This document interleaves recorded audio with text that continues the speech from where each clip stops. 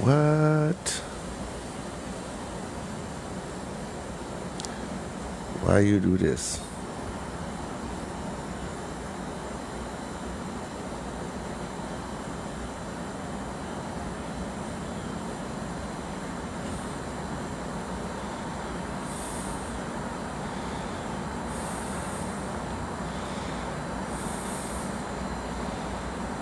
There we go.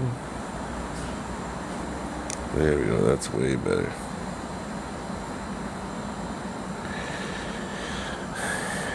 All right. What's good, ladies and gentlemen? How's it going today?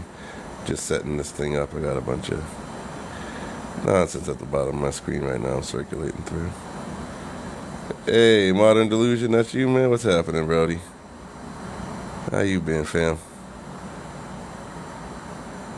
See if that works. Oh, that's the share button. I see. I see. Okay. Okay. Evil. What up, brother? What it do, man? How you doing today? I'm good. I'm at work. I can stick around. I just got a notification you went live. Gotta check it out. Man, that's how you know you a real one, bro. Just coming in here to show some love, bro. I appreciate that, man. You Yeah, got bro. it, brother. How much longer you got at work? A few hours. A few hours. I got Okay, okay. some downtime right now, so I was just scrolling through TikTok, and I got the notification. So I'll keep an eye, see what's going on, guys. Hey, that's what's up, man. I appreciate you stopping by, man. Yeah, bro, and definitely. When you thinking about opening up another room? I don't think I've seen a room from you in a minute. I know. I've been just busy with work, brother. Yeah, I figured, bro. I figured it's all good. And those I'm damn glad you're looking lights, at they me. always keep me up like until 4 or 5 a.m., bro. Oh, really? Yeah. Man, I'm about to say I'm not look. I don't know if I'm looking forward to those lives, but I've seen those lives. I go to sleep, I wake up, they still arguing. It's like how though? I know. I know. All right, brother. Keep it up. Like I said, keep an eye on it. Yes, sir. Will do. Will do. Appreciate you Later. again. Catch you around. Actually, I could. Let me see. I could drop you. Yeah, there we go. Nope, nope. You already dropped. Never mind. All right. Let's see here. All right. Welcome everybody. So yeah, this is just a small little room I'm opening up. Anyone wants to come in, wants to come up, feel free. Raise your hand. I'm just over here. I had a discussion with some friends earlier, talking about like men today, whether they approach, why they don't, why they choose not to approach, and just like what do? Do they find something online instead? Do they, just wait for women to approach them, which sometimes that will happen, like, or from I guess what I've gathered from most of my brothers who kind of feel this way, they just kind of step back and just say, you know what, I'm kind of just done with the whole dating deal in general. Like, if y'all want to come up and let me know what y'all think, feel free to. You can raise your hands. I'll come bring you up or whatever it's called on TikTok. But yeah, just to these prompts though, real quick. Are young men afraid of approaching women? I think a good amount of them are. I think a good amount of them are. And from the research I've done, a lot of that had to do with COVID. Unfortunately, during a lot of the socializing, developmental part of some people's lives, like, that ended up getting cut off and they got pushed into like a year or two of isolation. And some people never really bounced back from that. Even people in their 30s, kind of, a lot of them have kind of really gotten used to this isolation, this living by themselves kind of thing. And so ultimately, I think a lot of times young men don't feel the need to approach women, unfortunately. And yeah, they a lot of times they fear that rejection and that embarrassment. I heard a brother of mine tell me, why would I approach a woman when I'm just gonna get rejected? Like how like that that's not the kind of mindset to go in there with. You can't go into anything with that. What's the point of playing basketball if I'm gonna miss every shot? What's the point of playing tennis if I'm never gonna hit the ball? You can't you'll never succeed at anything with that kind of a mentality. You're gonna have to try in order to succeed. Now I got random calls coming in the middle of my life. I got random calls coming in. I don't know who you are. Don't call me. Point of the matter is that yeah, I think that unfortunately not only are they afraid, but I don't think they think it's worth it. I don't think that they think that the juice is worth the squeeze. They'd rather just continue to do their thing. And I'm hoping some of them come in so we can have this conversation because, hey, what's happening, Sylvia? Welcome. Because, yeah, they definitely do have a very strong viewpoint on whether or not they should approach and talk to women. But I'm interested in hearing some of your takes on it. Oh, I appreciate the like, Sylvia.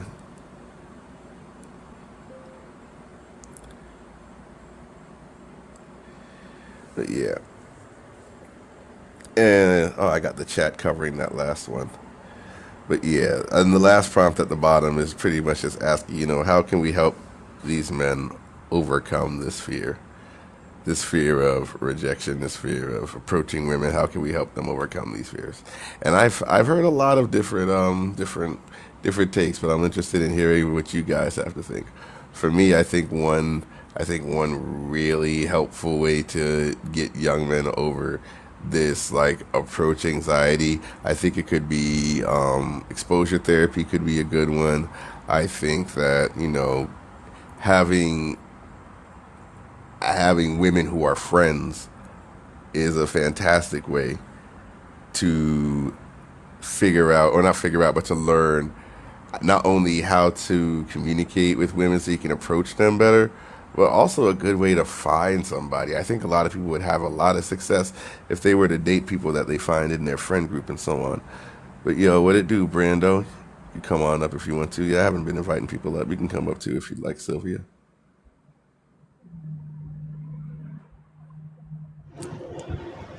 What it do, Wody? What it do, buddy? Hey, what's going on, bro? I'm at work, just popping in and show support, bro.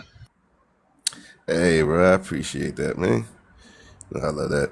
Yeah, you went in that too, right? And yeah, I'm about to say, you be on Clubhouse at work? I feel like I be seeing you in the evening time online talking. You usually just be quiet in the evening time? Yeah, bro, I pop in and out, you know what I'm saying, just to see what's going on. But yeah, I get tired of the toxicness, man. It's so toxic in these rooms, bro. Yeah, man. Tell me about it. It's like just the energy be off. Like I can't with too many people. But yeah, though, yeah. Hopefully, this will grow into a nice, rational space for some conversations and stuff, man. I mean, I know you at work and stuff, but you feel like answering any of these questions, Brody? Yeah, I could do it real quick and then I could jump. Are young men afraid to approach women? What are their main fears? How can we help them overcome? Yeah, I think a lot of time, I think these days, a lot of young dudes are afraid because, I mean, it's not like back when I was, in high school or whatever. Because now with the internet, it's like, you know what I'm saying? It's like with the internet, man. It's like all these narratives kind of, it kind of like discourages you. You know what I'm saying? If you listen to all of this garbage that's being spewed, you be like, this stuff will get you down before you even start. And I think that's one of the main fears. Is like, it's one thing to be rejected, but then it's like another thing when you hear thousands of women telling you that you're going to be rejected before you even start. So it's like, I think that's the biggest problem, man. I think the best way we can help these young dudes overcome their fears, bro, is to just get them to understand that a lot of this stuff they hear online is not real. It just sounds good. You know what I mean? Oh yeah, that's a fact.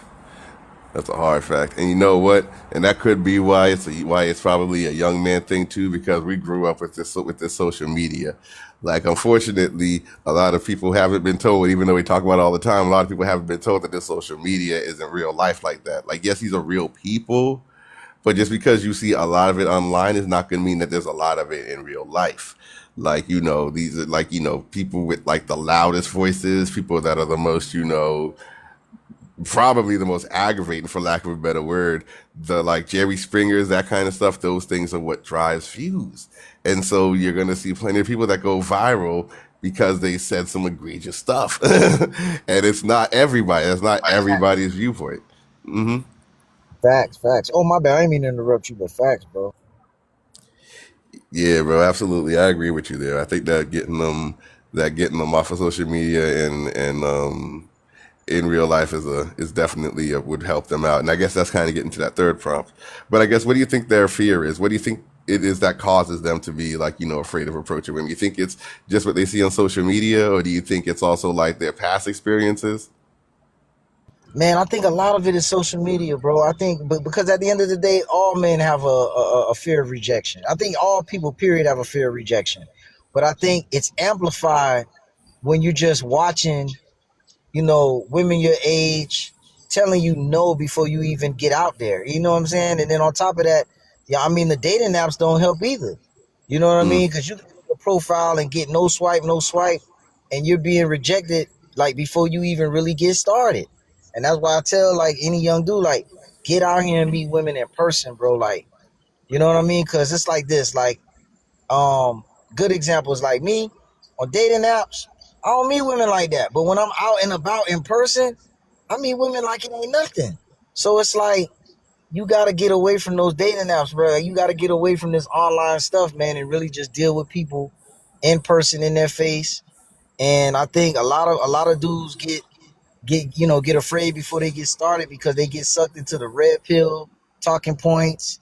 They get sucked into all of that stuff about, oh, these women don't want you unless you got this, and they don't want you unless you got that, and they haven't even really gotten out there and even spoken to any women for real, for real. hmm I mean, yeah, yeah. And you know what though? That's a funny thing. I guess dating apps kind of do throw a wrench in the game, because I ain't gonna lie to you, I'm kind of the opposite. Like, I used to approach in person all the time, but like once I discovered dating apps and found out about them and started using them, like I haven't really felt the need to like approach in person like that. Like if I see like a fly shorty at work or something like that, or while I'm out, yeah, I'll shoot my shot and I'll get that number. But that being said, though, most of the time, especially if it's like a relationship, I found those online, and mainly because like I think online they kind of have that benefit of already kind of being aligned with me to a degree. Like for instance, I filter out non-Christians. Facts. Right. And also I've noticed online girls will shoot their shot online. Like I've got like they were actually I'm wondering, I should go back and check the thread with the young lady I'm talking to right now. I think she might have been one that messaged me first as well. But yeah, they'll send you DMs first as well online. Like women are a lot more confident, just saying hi, I think you're handsome, they'll send a little wave or whatever, like. Bro, I'm telling you, I get the complete opposite, bro. Like online, it be dry for me. But I got a homeboy that's very successful. He tells me all the time, he say, bro, you just putting up bad pictures. So I don't know what it is, but Yo. in person, bro, I don't have women walk up to me. Oh, I like your outfit. I like your shoes. Oh, you got nice dimples. Oh, you look like Lorenz Tate. I get all type of compliments out and about, bro. All type of compliments. But online, my phone be dry, bro. And you know what? It might be something like you probably, yeah, like you said, you probably present better in person than you do online. Like I probably have a very similar problem where it's like a lot of the photos that I take, they just photos that I just took just because, like I either took it for like someone I was talking to at the time, or I just took it because I might like a certain look. But like, yeah, I've been told the same thing. It's like you need to get pictures of you out being active, doing things. I'm like, I don't get out like that. Like I don't be getting out like that. I No, mean, but I took a picture of me shopping. What's up? Go ahead. no, my bad. I got to get back in here, but you know what I'm saying. I'm gonna tune in and out. But no, man. Honestly, when I'm out, half of the time my phone be dead anyway, bro. So I don't even be having the time to take all them pictures and do all that stuff because I'm too busy enjoying myself. You know what I mean? Yeah, bro, that's big facts. Absolutely, absolutely. And yeah, exactly. That doesn't even cross my mind, like to take some photos of me out sometimes where I am or what I might be doing, because it's like whatever I'm doing at the time is more important. Like honestly, and that's why I can't use photos of me out, because they'd be those awkward photos where you got someone's face cropped out of the photo. But yeah, bro, yeah. And I guess you kind of spoke on how we can help these young men too, get them offline, get them talking to women in person. And yeah, man, yeah, I appreciate you coming up and talking, man. It's been a real one. Yeah. I think that might be some things that some brothers should look at if they're not having luck online. Like hey, there's all like it could be a completely different story in person. Go ahead, bro. Yeah, yeah, my bad, bro. I'm just walking back into work, but yeah, bro. Like I said, I just stopped in to really support. You know what I'm saying? But yeah, man, I really think that a lot of these dudes just need to get offline, man, and just meet people in person. Go to events, go to things that interest you. You know what I mean? Like, like I would tell any young dude right now, bro. If you really want to meet some women, really, like real talk, go to a fashion show. The fashion shows be loaded with women. And then 50% of the dudes that's there, I mean, they be rainbow. So you don't really have no competition. And it's so easy to just chat somebody up. Like, that's just one of the easiest spots you can meet a woman, bro. Is a fashion show, bro. Hands down. Yo, that's facts. And I like what you said. Really just go out and do the things you love. You can meet a girl doing karaoke. You can meet a girl like, doing volunteer. I've met actually some of the best girls that I've spoken to. I met while I was out doing volunteer work, bro. Like, and of course, they were sweet, loving women who love to give back to people and so on and so forth. And they very much were the same way in relationships. And so that being said, like, yeah, I think going out there, like just doing what you love and keeping an eye out. Because the thing is, when you find somebody, you got to be confident enough to take that shot to at least go over and say like just three sentences. Hey, my name is Crisis. I think you're beautiful. You mind if I get your number so we can keep in touch? Like, it don't have to be a big to do. Like, and if it's a no, it's like, hey, I appreciate you. You have a good one, all right. Like, yeah, you'll probably get more successful if you can get like a nice mouthpiece. But like, I kind of feel like it's one of those things where like you can develop it, but you either got it by a certain age or you don't. And if you don't, that's fine. You can still be a comfortable, genuine person that people want to get to know and be around. But oh, what Yeah, to do, Brandon? no, no, my bad. I ain't even gonna interrupt you. But another thing too, man. I think what happens a lot of times, dudes be shooting a shot in the dark, and then they get discouraged because they haven't recognized like the little choosing signals. Like me, I don't run up on no woman that don't make eye contact with me, bro. Like straight up, I just don't. Because if I don't catch your eye and you don't hold that glance for a little bit, man, I leave you alone, bro. I'm not finna, you know what I'm saying? You gotta know when to pick your shots. You know what I'm saying? You can't just be lobbing stuff from half court like you Steph Curry expecting them to make it. You gotta know when to pick up on little signs of when to go and when not to go. And I think if dudes do that, they improve their chances of success. Oh yeah, that's an absolute fact. I'm about to say, and I mean, you know what? Here's the thing. Excuse me, because it is a numbers game. So the more shots you take, the more likely you are to like hit a few. But that being said, though, I feel like that's almost like a thicker skin kind of a deal, and you can get that thicker skin, I think, because I think there are quite a few people who just lob their shots. Honestly, I was someone who just lobbed their shots. Like I would go to a Barnes and Noble, and like I actually had I met a woman who was reading one time. I thought that she was reading like a what you call it, like one of those Shonen Jump kind of big books. And so like yeah, I was able to go over there and just talk, just like ask her about the anime she was reading, strike up a conversation, and get her number afterwards. But like that was, and she ain't make eye contact with me, but I was also ready and willing to walk away if she was upset for me disturbing her because she was in the middle of reading. And it's like I get you, you doing your thing. And by the way, it's no problem interrupting me. If you got something to say, you can jump in and interrupt.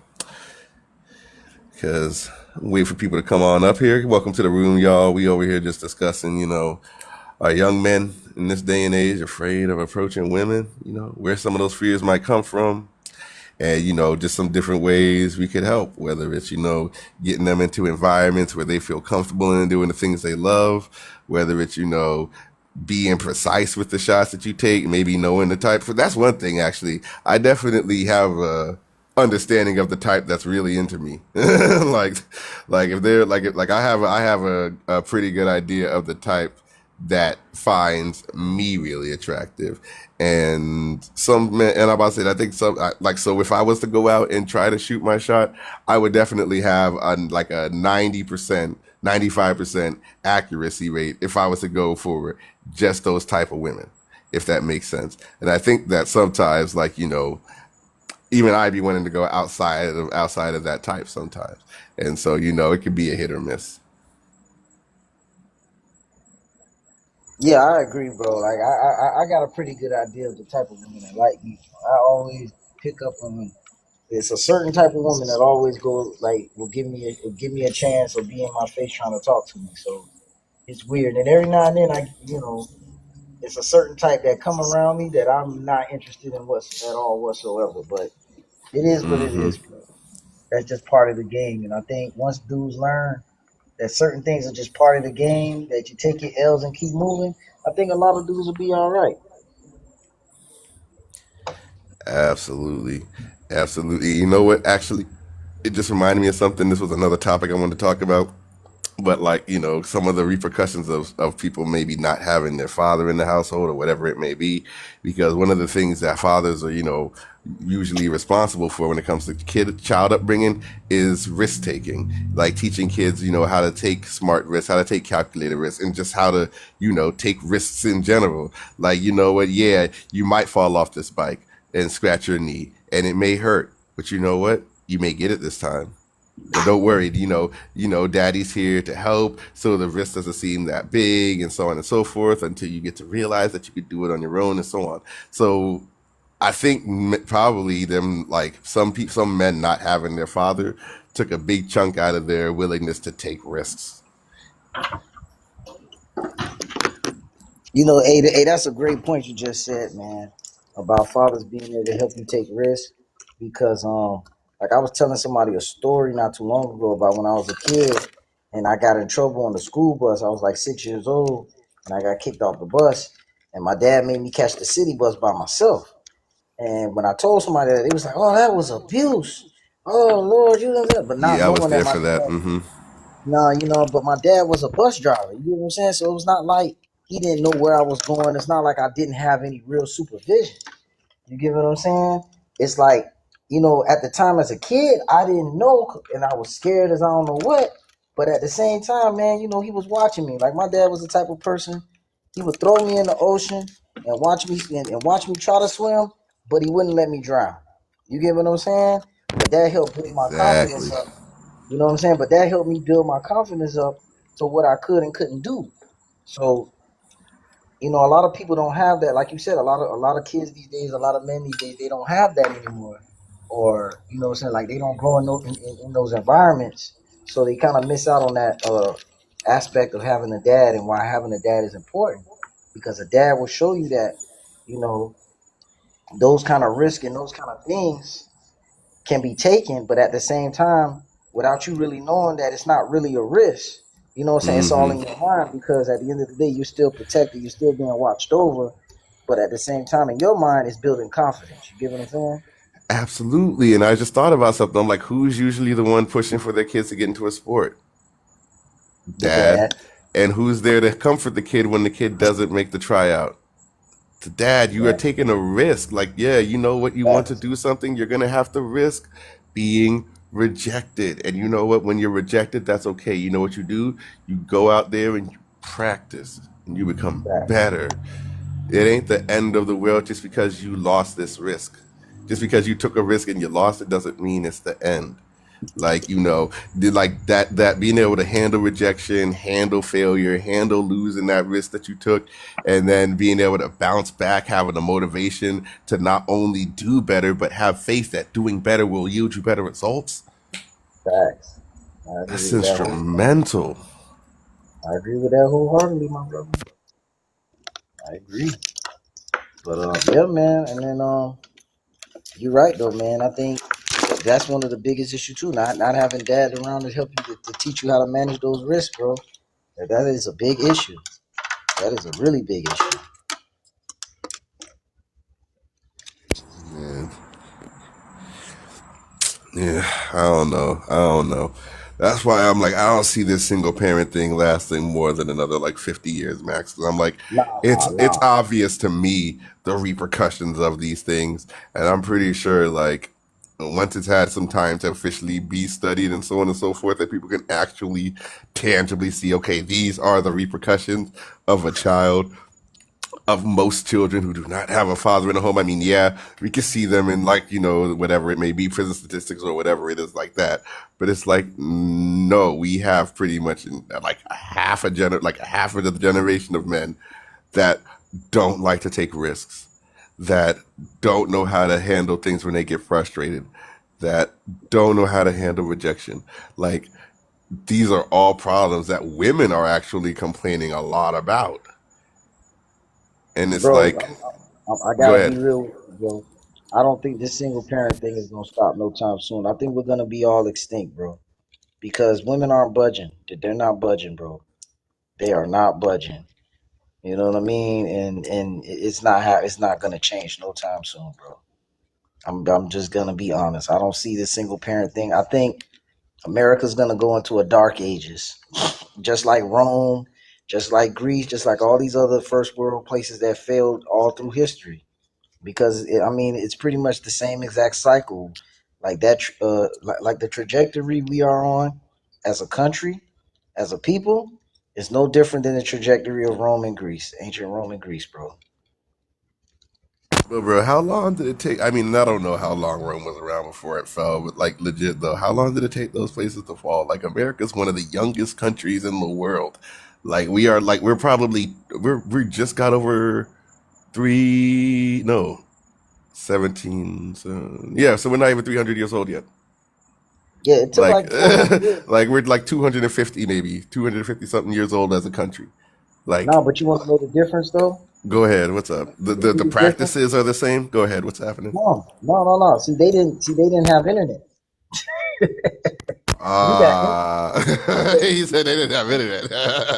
That decay couldn't internet. spread as fast. Uh huh.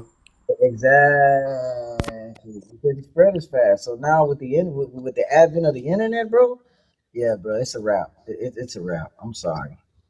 I think this is gonna be this little experiment they call America is gonna be is gonna be a wrap because things are just spreading too fast. Like think like you just got to think about like look how much has changed in the last 60 years from technology to even like the culture to even how people dress. You get what I'm saying? Like people who dress now didn't like in the 80s people dress completely different from people in the 70s. People in the 70s can dress completely different from people in the 60s and the 50s. Like culture is changing fast. You know what I'm saying? Like culture has Mm-hmm. never changed that fast in the history of the world. So for culture to change as fast as it's changing, for technology to move in as fast as I believe the downfall is gonna be sooner than later, bro. Man, I I can see where you're coming from, especially with the internet and everything. Because I would say this, like I've definitely, and I have only been around for the last like 30, a little bit over 30 years, and so I can't speak to like everything before like even the 90s. Like, but that being said, though, there have been, I have noticed, at least in my lifetime, a number of drastic shifts that have happened, and the internet has had a lot to do with that. Like for instance, like this gender wars thing. Like just Exactly. like literally, they've been having like different people on radios and podcasts since like as far as I could tell back like the 70s talking about things similar to this. But it wasn't until like, the internet and like you said, a lot of these, everybody now has a voice and a way to connect with people. It's like now all of a sudden it's like a lot of things are changing quickly. Now all of a sudden it's like a lot of things are changing. Like, okay, a lot of men like this thing. A lot of men aren't approaching. One of the main reasons my brother told me he wasn't approaching is because he doesn't want to get embarrassed on social media. Because like a lot of times women might record stuff or they might this or that. Like the social media has done so many different things to like almost every generation, depending on like just where you were in your development at the time. And then COVID on top of that, making everybody isolate, especially young people during their times when they're supposed to be like, working on their communication, getting along with others, so on and so forth, during those really like crucial developmental times. It's like they went into 2 years of isolation, and now they're being forced to go back to like interacting with people. I've seen it with just some of the students I used to teach. Like it was, yeah, it takes almost a breaking of the ice to get people comfortable with each other now. Yeah, man. That's why I said what I said, bro. I don't see this thing going away no time soon, bro. I really don't. I just don't, bro. I really don't. I really see this as the epitome of, you know, like we like I really see this thing like really dragging out, man. I don't see it changing no time soon, bro. Yo, what's happening, B? How you doing, man? Not bad. How you doing, bro? Listen, I wanna say my piece on this, and maybe it's just a different perspective, or maybe my mindset is different. But I've never had that fear. Now, keep in mind, I am like 35, right? But Mm-hmm. now, I mean, even now, even though I have a fiance, sometimes I'll just practice because you always have to learn how to hunt, right? You don't want to make sure that you don't get rusty, but never had that issue. I personally think that it's about practice, and I guess us older millennials or Gen Z, we have Gen Xers, we have to approach people, and because we have that confidence, maybe it doesn't come off as awkward. And I think that's what I would tell young men and women: just shoot your shot. The worst thing they can say is no. Now, maybe it's in Canada where they don't post people on social media, or even when I was in the States, I've never had that issue. So, I mean, I guess take care of yourself, take care of your mind, take care of your body, look decent, and generally, if they're not interested, they won't post you on social media. They'll just say no. That's the worst that could happen. I think as long as you take care of your physical appearance and your mental health and your mental growth, then generally it's not even an issue. But so that's from my perspective. I've never had any serious rejections. They said no. I'm like, all right, cool, thank you. I mean, I don't know what y'all think about that, but that's been my experience in the 30 plus years that I've been on this planet. Nah, Broski, I would agree with you. I've never had anybody like post one of my like rejections if a woman's ever turned me down to. Yeah, that's never happened before. I'm also around your age though. I'm 35, and I think we might be around that cutoff. I was gonna put like young men 30 or under, but I'm like I'll just leave it at young men. So, but yeah, I think Nah, it it's is. it's What's up? Go ahead, talk.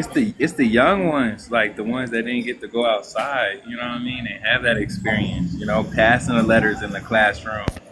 Like it's different. It's different now. And then now a lot of the young men are like only on social media, so of course, like like it's different from when we was growing up trying to say what's happening. You know what I mean? It's Bro, different. Jimmy, But what's even up? My what's bad. good with you, Brando? Chill. I'm at But work, man. I'm at No, work. I Just agree trying with to you, bro. chill. Like we have to actually holler at stories, Like when we're outside, you're outside with your boys, you see a group of girls, and one of them, like you have to approach her, or else you was a little bitch. So it's like, it's just Facts.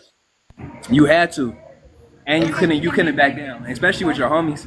yeah, Or it's you like always had Mm-hmm. that, or you Homies are always had that classic, one bro. homie that would be able to help you, like you know what I'm saying? Here, teach you. You know what I mean? Like something like I was that one. Like I didn't have no Yep. issue. You know what I mean? I'll holler in 101 day and know I'm getting something for sure that day. Just saying. look, With listen, that I had math, an I'm unfair, winning. yeah, I had an That's unfair a advantage fact. growing up because I'm Indian, right? But I grew up in a Jamaican neighborhood, so I would see my so-called Jamaican uncles be like, "Yo, just you guys just approach them." Like I had an uncle Wayne, this guy was balding, 50, with the biggest pot belly, carrying out a cold 40, taking out the beer, and he just go up to women and he's like, "Yo, Hello. hello." Hi, I'm here on TikTok, supervision purposes. No Would you problem. think that your live is So, actually appropriate for the sorry, age? 1 second, brother. 1 second.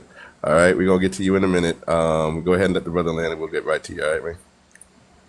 So he would just approach people, and He would do his thing. And like the main thing is just confidence. Life is being monitored. You need to acknowledge all of 20 age of over. All right. Well, we appreciate you, brother. I don't even know if this is even. I don't even know if this thing is even age restricted. Honestly, this is a topic for everybody. But yeah, we appreciate the warning. I guess. What's happening? Nobody's Sorry, B. listening to anything, so I don't understand what the issue is. I don't know. I don't know. I couldn't tell if it was a troll or what. But It's yeah, a either Gen way. Z. It's a Go Gen Z ahead, B. A man. troll. But yeah, though, and that's actually an interesting point. Like, yeah, like for real, the homies would not let you just see a girl say that, oh, that she cute and stuff, and then just move on. It's like, what you mean? What you gonna do about it though? Like, well, no, but what you gonna do? What you gonna do about it? But I feel you though, talk. Like, I used to be that dude too. Like, I had friends that were like everywhere from just not the smoothest to being like literally you can see it like physically awkward, like just in general. And they would like some of these really cute girls in college. And so it's like, yeah, you know what? Well, you know what? I got Rock Band, so let's do this. We walk over, you're having a little barbecue. We fix ourselves a plate. We find the girls he and I like, and it's like, all right, hey, with the woo, like, where you guys from? You from in state or out of state? Bet. You guys like music. What kind of songs y'all like? Oh, okay, that's cool. We got Rock Band up back in our dorm. Like, if y'all want to come by and like, play sometimes, we usually do like jam sessions, on Saturday nights and so on. And, sure enough, they come over, we chilling, we talking, and so on and so forth. Like yeah, I get what you're saying, talk. And I think that actually speaks to the bottom of the prompt, like, something that I think brothers who are articulate with women, who are comfortable with women, something that we can, and I think typically do, we try to make sure that our boys get to eat too. Yeah, and my pops, man. My pops used to call me out. Like, it was one time he saw somebody that looked, my age in McDonald's. He came back. I was in the car. He came back and he was like, "Go get it, go get it, son." And I'm like, "What?" I didn't, man. That was the only time I ever really messed up, because when I went in there, she was so beautiful that I asked the first question that messed up. And my first question was, "Do you have a boyfriend?" And she said, "Yeah." And I walked away. So when I came back, I told my dad. He was like, "What happened? Where's the number?" And I was like, "She has a boyfriend." He said, "Did you ask or did she give you the information?" And I said, "I asked." And he said, "You know what?" He said, "That's the crazy." She said, "That's the dumbest thing you have ever done, because you gave her the chance to look at you and be like, yeah, I got one." You know what I'm saying? I said, Dang. "Oh." And ever since then, I never asked that question. Like, if you give it up, that means, if I say hello, how you doing, and then you be like, "I have a boyfriend," then I was like, okay. All right, But cool. I learned that from my pops. Yo, and you know what? Actually, I don't think y'all were here, but that kind of spoke to something that I was telling Brando, where I think this fear of rejection comes from. And B, you can chime in on this as well, but I think actually a good amount of it comes from possibly those young men not having fathers in their lives, because fathers are usually the ones that will be responsible for teaching a child risk taking. And like, oh, like, you want to try out for this team, okay, well, there's a risk that you might not make it, but you know what, we're going to take that risk because this is what we want. And if you don't make the team, who's the one typically responsible for helping you manage those emotions after you take that risk and failed? Your father. He's typically the one that's like, it's all right. You know what? Just because they said no doesn't mean everyone's gonna say no. You get out there, you practice your dribbles, you practice your shots, you keep on shooting. I want to say that one of the greatest rejections made one of the greatest basketball players of all time. You really think about it, Michael Jordan was rejected his 9th grade year. You were not good enough to be on this basketball team. Think about that for a second. Michael Jordan, the 9th grade, you are not good enough. And like you said, you have two parents that tell you, like, hey, if you really want to join the team, then over the summer, really work on it. And that's what he did. I mean, it's either the father, or you have to have like. I was blessed where came from a house of two parents, but I also, like I said, I grew up in a neighborhood where like people kind of like mentored you if they liked you, if they saw that you weren't arrogant, or you have to have confidence, right? So you need some sort of a male role model, because if you come from a single mother household and you don't play any sports, or you don't have any male role model, then it's going to be tough. Because how a single mother would tell their sons to approach a woman it's not gonna work. Like you need a little bit of bravado, you need confidence, and a lot of the best pickup artists that I've ever seen, they don't care if they get rejected. They're like, you know what, make friends with it. It's gonna happen no matter what you try. But you keep on trying, you get back up, you keep on trying, you find your way, you find what works for you, and that's it. But it's the same thing when you go for job interviews. People are too caught up with what the outcome might be. They're not there in the present to actually do their shoot their shot.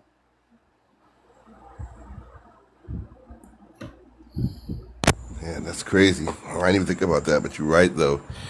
You got to be able to like not let the potential consequences overwhelm you. Like, yeah, a lot of people will get anxious in a job interview and stuff like that because they're afraid of not getting it. And it's like, you know what? That actually reminds me because at the bottom, I've researched a couple of ways to help people overcome this, and one of the ways Brando mentioned was, getting out, doing the things that you love and that you're comfortable with, and you will feel a lot more comfortable socializing in those environments.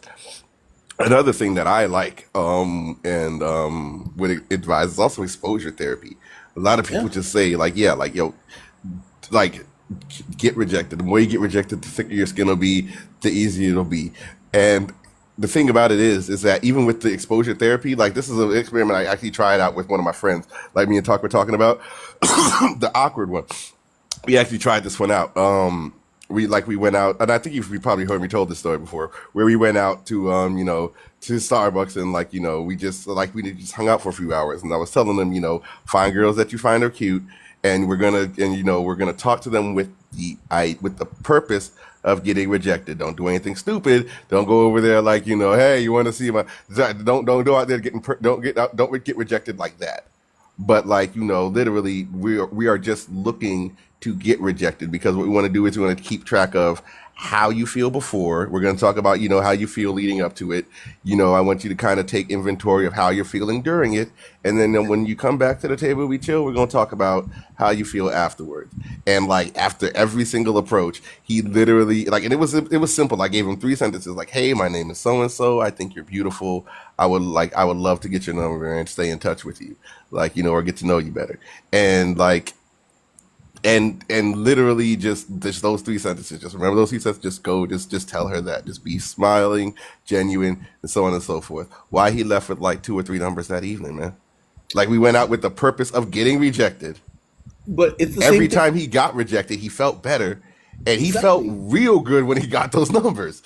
Go ahead. But What's happening? but it's the same thing as like when you study martial arts, right? You study whether you study judo or jujitsu and all that good. You could be an awesome mixed martial artist like in the gym, but if you've never been in a real fight where you have to handle yourself, you don't know if that training's gonna come out. I mean, like, so I'm not saying they go around getting into fights, but it's good to know martial arts. It's good to be physically strong, but Yeah, Mike Tyson said the same thing. You can have a game plan until you get hit in your face. exactly. Listen, I grew up in the hood, and you know what? I got jumped my first week there, and they wanted to see if I was tough or not. I fought back. I remember this one undercover cop comes up to me. He's like, "You want to press charges in front of?" Because he's flashing his badge. I'm like, "No, I'll deal with them later." I went back to the basketball court. I got preps, and as a bouncer, you'd get into altercation all the time. But it's like learn how to diffuse situation. But this is what I'm saying. You could have all the training in the world, but up until you put it to play, you don't know what your strategy is. And we all have our own strategy. If you play basketball, if you play tennis, we have our plus points, right? So I mean, you just gotta get out there. You have to expose yourself. I mean, today I was at the gym and I'm training with one of my boys. He's like 22, and I keep on seeing this tight little shorty like hovering around us, and I see her checking him out, right? But he's like either too shy or completely clueless. So as I'm doing my set, he's like, "Yo, she's fine." And I'm like, I wish I had a girl like that." I'm like, "Bro, she's hovering around you. Just go say something." He's like what? I'm like, "She's squatting, right? She's about to load like 2 plates. Ask her if she needs a spot. Don't be a creep, but just go up there and be like, yo, listen, I see that you're really strong. Do you mind if I give you a spot, or would you want one? Because I mean, it's just learn how to read the signs." And you know, he's like, "But that means I can't train with you." I'm like, "Bro, it's all good. Go do your thing." But I think it's because the people that are Gen Z who are under 35 or under 28, I don't think they had their friends put them in those situations, or they've gone out enough times to break that fear. Listen, you're always going to get rejected. No matter how, like, let's say if you apply for like 200 jobs, there's no way you're going to get all 200. You might get 10 or 20 that approach you, and out of those 20, let's say 10 might be worth it. And then out of those 10, you have to narrow things down. So you can't be afraid of rejection. I mean, men and women, we all get rejected. It's just, if you're going to be afraid of rejection, then you're going to let a lot of good things pass you by. That's all. Big facts, Brody. What's happening, Alejandro? Welcome to the stage, and also welcome, Fly Truth. Y'all ladies want to chime in on the conversation or Hello. the topic? How's it Um, going? Not right now. I'll just sit and listen, and then I'll catch up once I get privy to what's going on. Cool. That's smooth. I'm down with that. Okay. Yeah, I just think like social media or in this new day and age where like women are like, you try to talk to them and then they put you on social media and be like, look, he trying to talk to me. I think that has ruined the game a lot. Because when we was growing up, we didn't have that. You got rejected. You only got to reject in front of the few people that was around you, and that was it. But now you can get rejected in front of millions of people, and yeah, that's crazy. But Or that, your whole school could know about it too. I'm like before it would just be like, their friends, word of mouth gossip. It's like, nah, they can make a post about it. Like so and so tried to ask me to the prom. Can you believe that? Da da da da da. He had the nerve to go ahead, B. What's happening? but I was gonna say it could be also backfire where some girl that's really cute could be like, "Wow, this guy was really sweet. She was such a bitch. I mean, you know what? Let me find his socials and get into his DM. I mean, you never know, right? But again, does this social media thing really happen? Because it's never happened to me. So I guess it would be a little bit embarrassing, but I mean, I can't really relate because it's never happened to me ever that somebody would put me on social media. But I don't know. Kids can be cruel. I've definitely seen some online bullying cases. None of my students, thankfully, were ever involved or doing it, but I have, yeah, heard and had and worked with other teachers that have had other students, whether it's like recording fights or even like stuff like yeah, rejecting someone because they invited them to the dance. There was a young man that went to my school that had happened to, and like it was a whole thing. But at the end of the day, though, like yeah, I think unfortunately a lot of kids like they use their phones liberally, whether it's to record themselves vandalizing a bathroom or like to embarrass each other. Like yeah, kids and technology be different these days. All I know is this: like, karma's a bitch. So, like, you do that to somebody, it's gonna come back. I promise you. Because anybody that's trying to screw over Absolutely. somebody or screw over people intentionally, it comes back to them. No, that is true. But for the young men that's going through it at the time, having it's different. Like I said, I'm 35, so I came from the generation where you had to be 10 toes down, and now it's kind of like they don't have the same backbone. They're in their room, they're on TV. I don't think they got the man, or they don't even know how to. Like these young men don't even know how to talk to a woman. Like that's the number one problem. I think it's the gentrification of the young man nowadays. I mean, I think it's the way we were brought up. I think even the food that we ate, and just the fact that we had to go outside and make real friends and play Oh, contact and sports. the music taught us how to. We had soft music. They don't have no music now to tell you how to talk to a girl. If you listen to the music nowadays, it's gonna tell you be this, be that. Like man. I mean, there may be a small percentage of women that will want to be talked like that too, but for the majority, you ain't getting nowhere. Like you have to know No, how to talk to a woman. and the music is portraying all women to be gold diggers or this or that. I'm like, listen, my guy, the world's not TikTok or the world's not this music video. Like, really, I'm sorry that these are the male influences that you have now, but just just shoot your shot. Just be nice to people. Just approach somebody genuinely. And even if it doesn't, at least you figure out what to do next. But yeah, the music, I agree.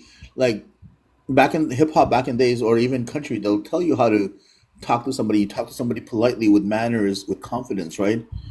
Like nowadays, they'll be like, "Yo, just brush up on them hoes." I'm like, why are you calling them hoes? Like, what's wrong with you? Like, what's What did wrong? they do?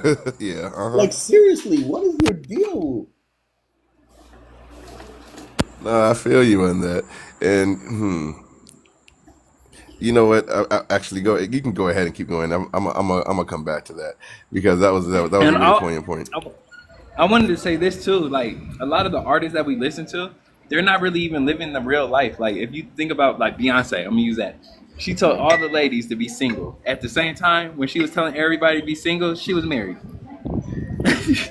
Right, exactly. And She that's was just, married. Like told, you know what I mean? Like the Snoop Dogg. You yo. don't need these, but has a whole wife at home holding him down. Like yeah. I can Let's have be real. another you in a minute. Matter of fact, like there's another Jay Z out there. Oh yeah, for real.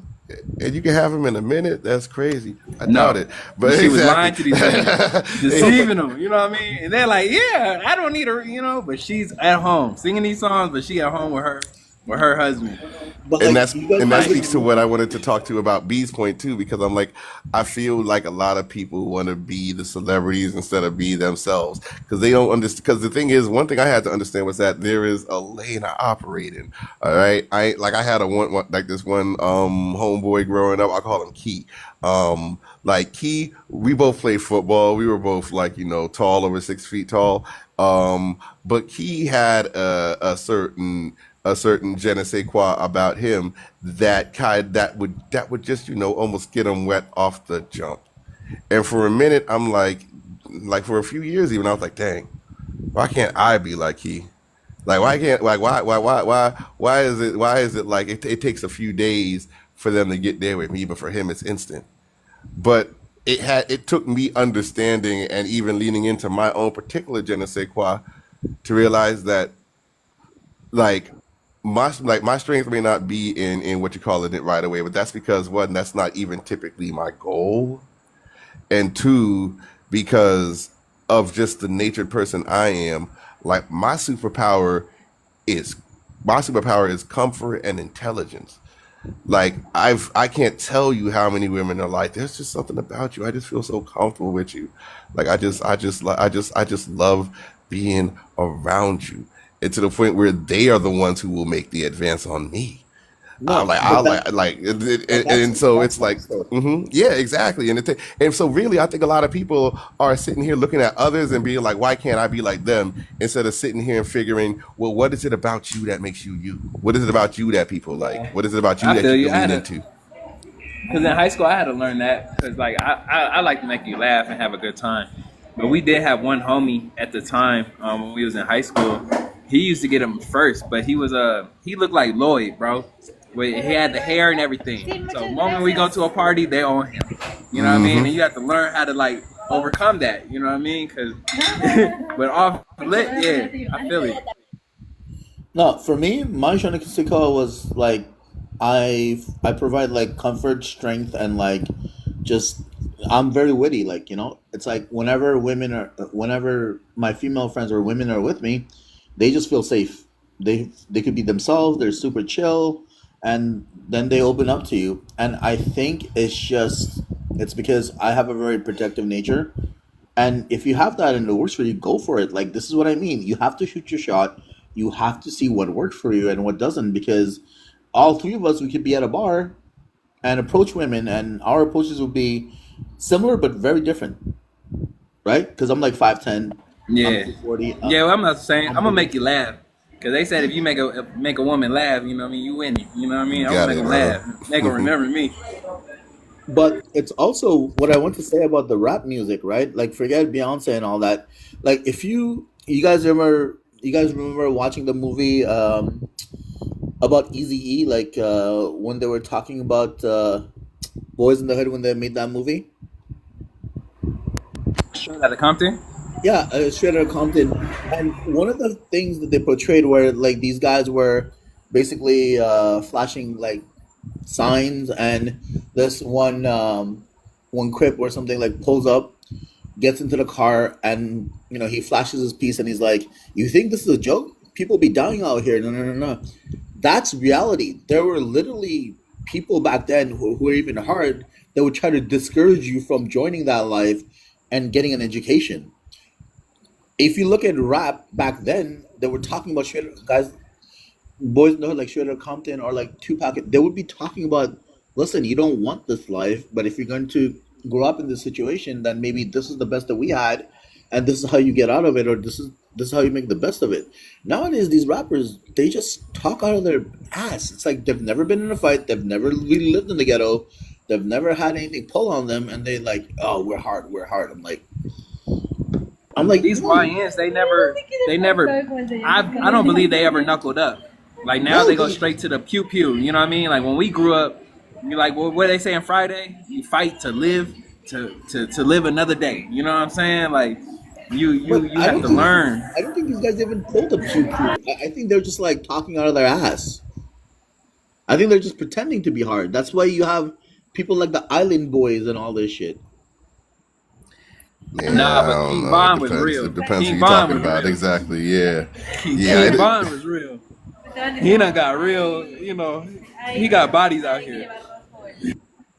I literally watched a video the other day where a person went and started talking all this smack to like some YNs that they're like, oh yeah, you ain't about that life, yeah, your homeboy dead, da da da da, all this stuff, like literally talking all this trash about some life that they weren't actually about. The person talking that trash wasn't actually about that life, but they were talking to a bunch of 18-year-olds, 19-year-olds, 20-year-olds that they ain't think was about that life.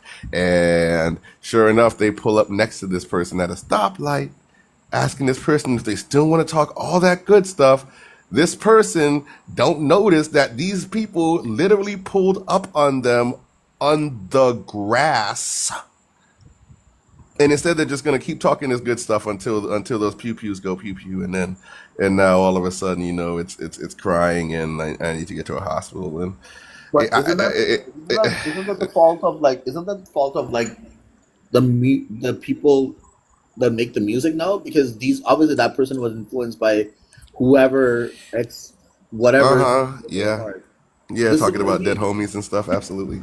I think it's the music industry in total. I think they want to sell, and nobody's speaking up. Like, no, we shouldn't be talking about this, or we should bring that soft music there. Bring the neo soul back. Let us love each other. You know what I mean?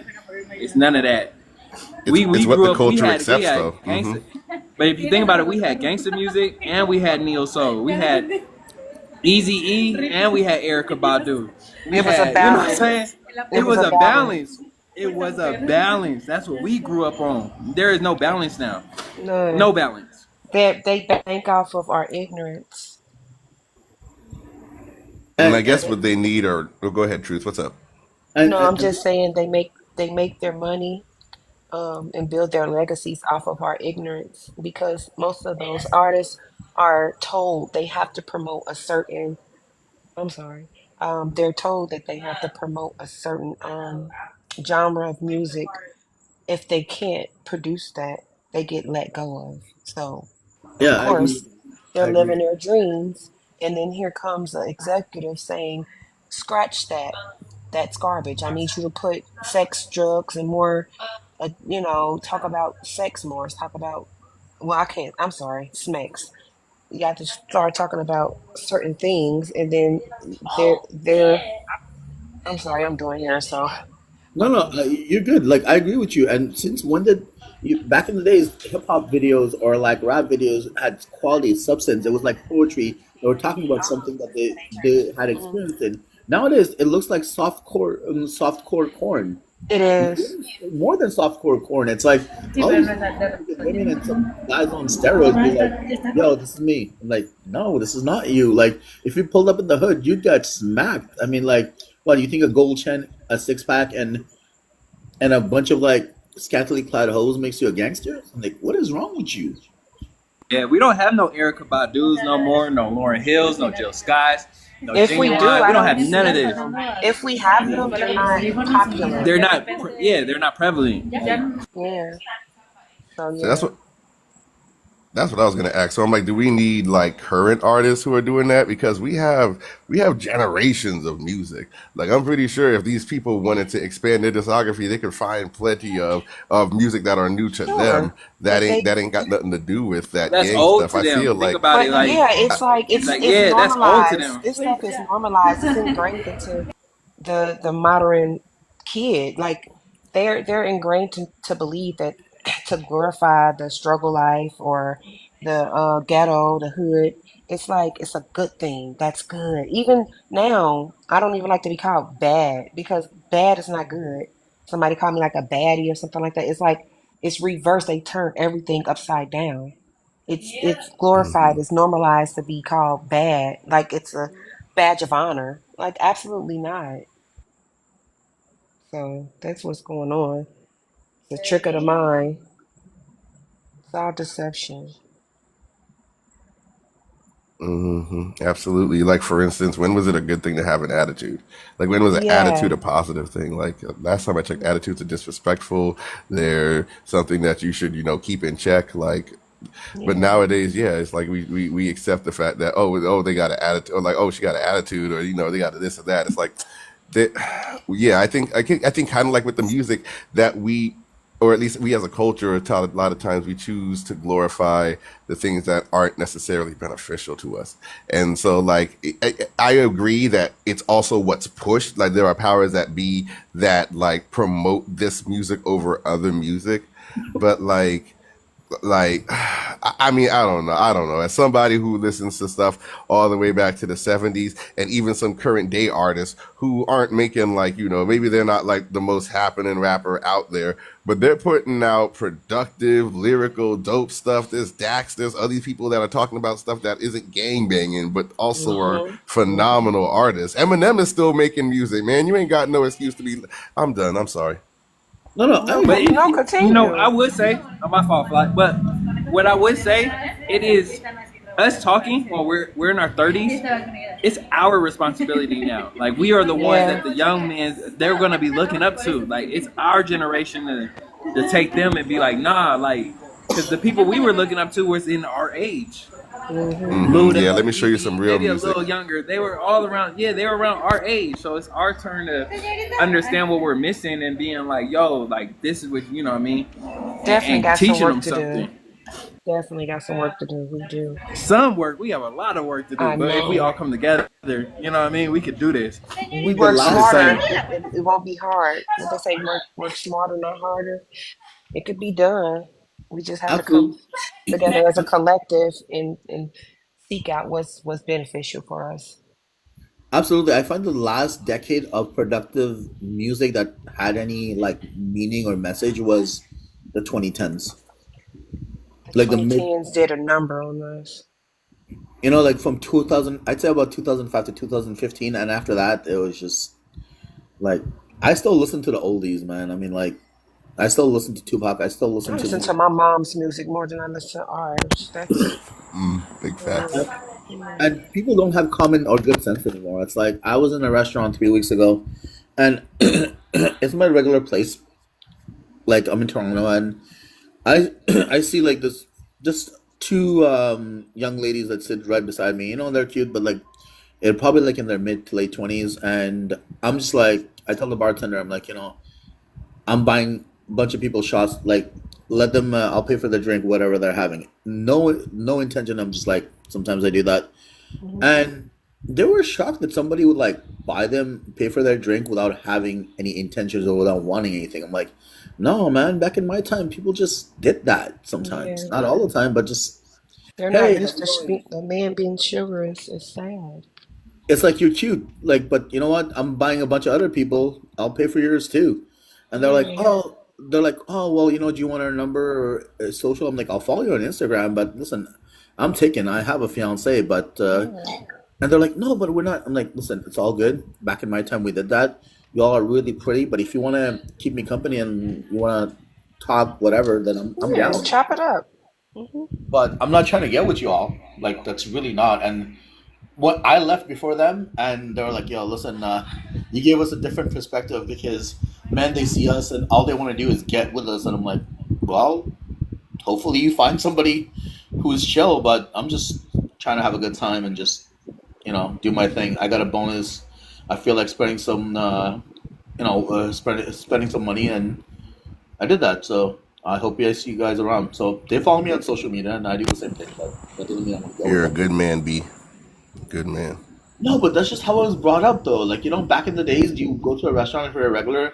Sometimes the owners will buy you a shot. Sometimes, if you're in a mood, like, you want to have fun. You want to make other people feel better. And if you can afford it, why not? Because no matter how much money you have, if you were to, like, expire, are you going to take that with you? It's only currency. God bless me enough where I have the skills where I earn sufficient amount of it. And if I'm paying $85 for a 50-ounce tomahawk steak, you think I really care about like spending $20 shots on tequila? I'm just saying.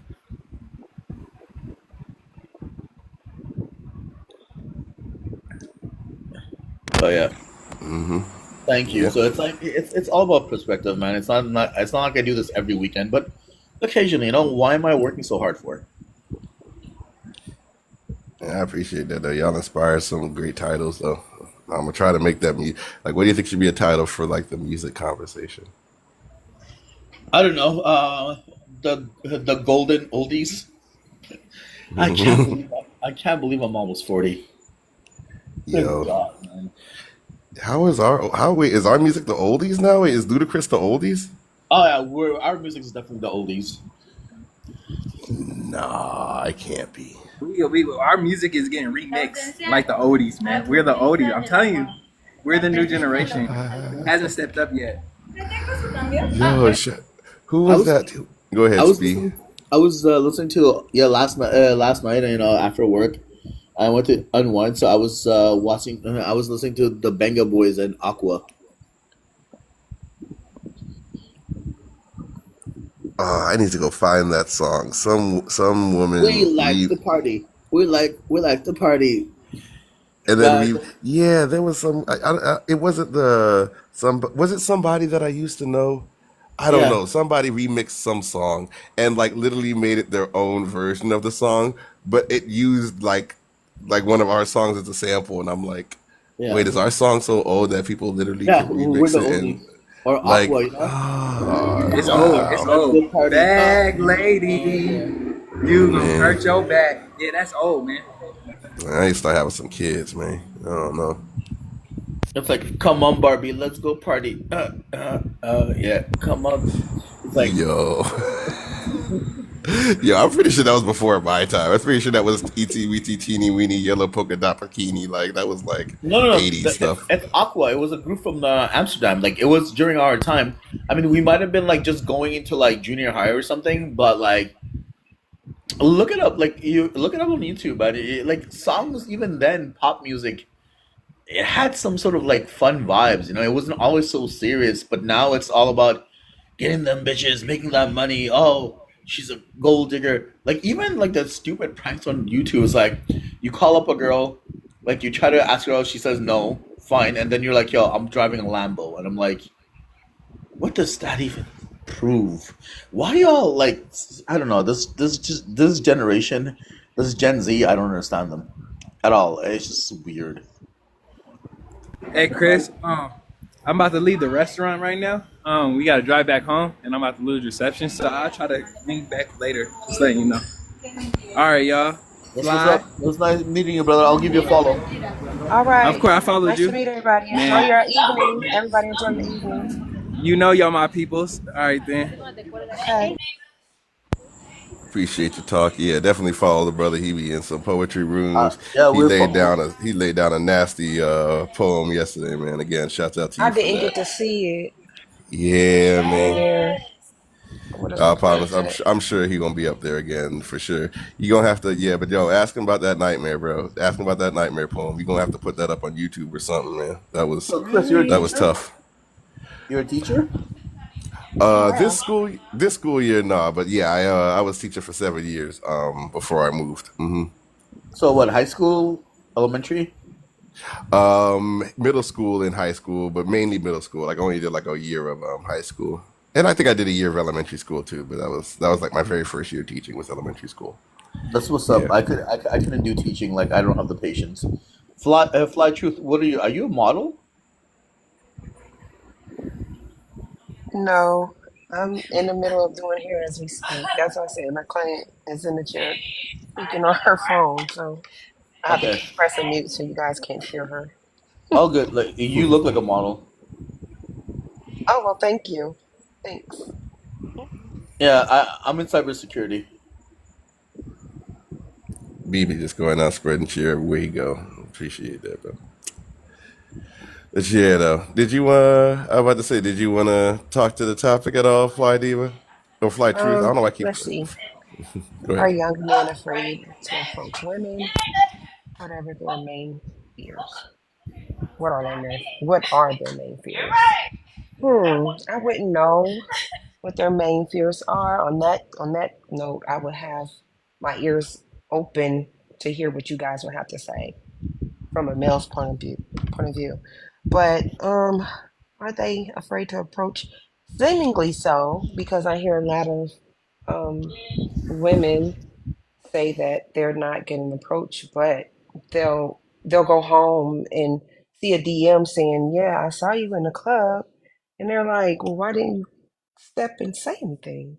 So I don't know if it's out of fear or um, it's just the change of the times. I don't know. No one's being courted properly now, and it's being normalized. I have no idea, guys, as far as the reasoning, No, but I can I give don't you a know. reason. Tell me. I'm open to Well, let's listening. put it this way, right? Let's say I Hmm. am somebody under the age of 28, right? Gen Z. Okay. We're at a restaurant. I see you across the bar, and okay, you're gorgeous just in general, right? So my first impulse would be I should go up and talk to her, and then my brain would be saying, but what if she says no? What if she pulls up a camera and like puts it on social media? Then, or Mm, how do I even talk to her? Well, maybe she doesn't even like me. Like why would she like me? Like they go through so many scenarios in their head, What if I run out of things to talk about? Uh huh. and really? I'm like, bro, just you know what? So, like the Just fear go of up. rejection? Yeah, especially like the prettier you are, or the prettier they perceive you to be, the more they'll get held back. And I usually tell these younger guys this: look, you're in a restaurant or a bar or whatever you kids do nowadays. You see a girl who's sitting by herself, just get see what she's drinking and ask the bartender to buy her drink. If she's okay with it, then generally out of courtesy she'll come and say hi at least, Yeah, right? Most people are at least this polite, and then you could just be like, "Hey, I like your watch" or something. yeah, It doesn't. It's not hard. It's just you can't go through so many scenarios in your head. It's the same thing for a job interview. You ever have a job that you really wanted? Sometimes you overthink things. I'm like, no, just be present, yeah. hear what they say, and respond back. Just Mm. You miss 99% of the shots you don't take, so you have to at least take the initiative. And if it doesn't work, at least you know that it wasn't for you. but And her loss. If you're a good guy, it'll be her to her loss. but here's the thing. This is what me and Chris were saying though, and Hmm. my brother who just left is like, when you're a certain age, we've done all this. Like, let's say if you're 35 and up, when you used to go out with your boys to the club or whatever, you see somebody that you find really fly, they would force you to go up and talk to her. Be like, what are Mm, you gonna do about that? Nowadays, they don't have that mentality, right? Because Gen Zs don't drink that much, they vape or they go to the gym, but they've become antisocial in other ways. Yeah, as we went to the clubs, we had hangovers, we got drunk, but even during the club, when you're dancing with somebody, you would have to approach a woman non-verbally and then see what her cues were. Was she okay with it? Was she not okay with it? If she wasn't, then she would take your hands and just be like, no. If she was okay with it, she would grind up next to you. So it's like it's one of those things where they never had to go through it, so they don't know how to like react. And this is why a lot of the guys that I train with that are like 25 and under, they think I'm some sort of a pickup artist. I'm like, no, bro, just be intentional, be confident, and just go for it. confidence. That's the key. You just said it. Like Confidence. if I were to see you at the bar, And confidence. It'll And take you so go ahead. far. Oh my gosh. Like Mm-hmm. personally, if I were to see you in the bar by yourself, I'd be like, let me get her a drink because I want to get to know her. If you take the drink and you come up and talk to me, then you take it one step at a time. It's not hard, but to some people who've never gone through that, it's hard. Mm. So they'll be intimidated just by off of just, I guess, Just by the the way look you of the female, or like what would intimidate or cause them to go into the as soon as they fear, find One state would of somebody, fear. as what the soon as they first find thing would somebody, be the look of the female for sure. I think like like you Look of know how beautiful he finds her, but hmm also I think the number one factor would pretty much be the way he thinks of himself and his own, like you said, his own confidence and self esteem. For instance, a mm, lot of those things that he was just talking, that we were just naming, that those are all a bunch of things that came to his head. That's him making up excuses as to why he shouldn't walk over there and approach that person and just strike up a conversation. It's really almost like self sabotage and young men getting in their own way because absolutely. yeah. yeah, that's probably their biggest enemy. But yeah, that wall will probably be a lot taller if it's somebody that he thinks is really beautiful. She must get hmm approached all the time. I'm sure she hmm said no to men who look better than me, whatever it may be that they think. Yeah, those insecurities unfortunately will manifest themselves in him not even having the confidence to go up, much less like hold a conversation and ask for the number at the end. Like I'll tell you right now, like your TikTok. When I click into your profile, the very first TikTok that I see on the left hand side, the way you're dressed in that TikTok. Thank you. That alone will terrify. I'd say at 80+% of these younger guys. The first one, Yeah, the my yeah most the recent. yeah the most recent where you're in like.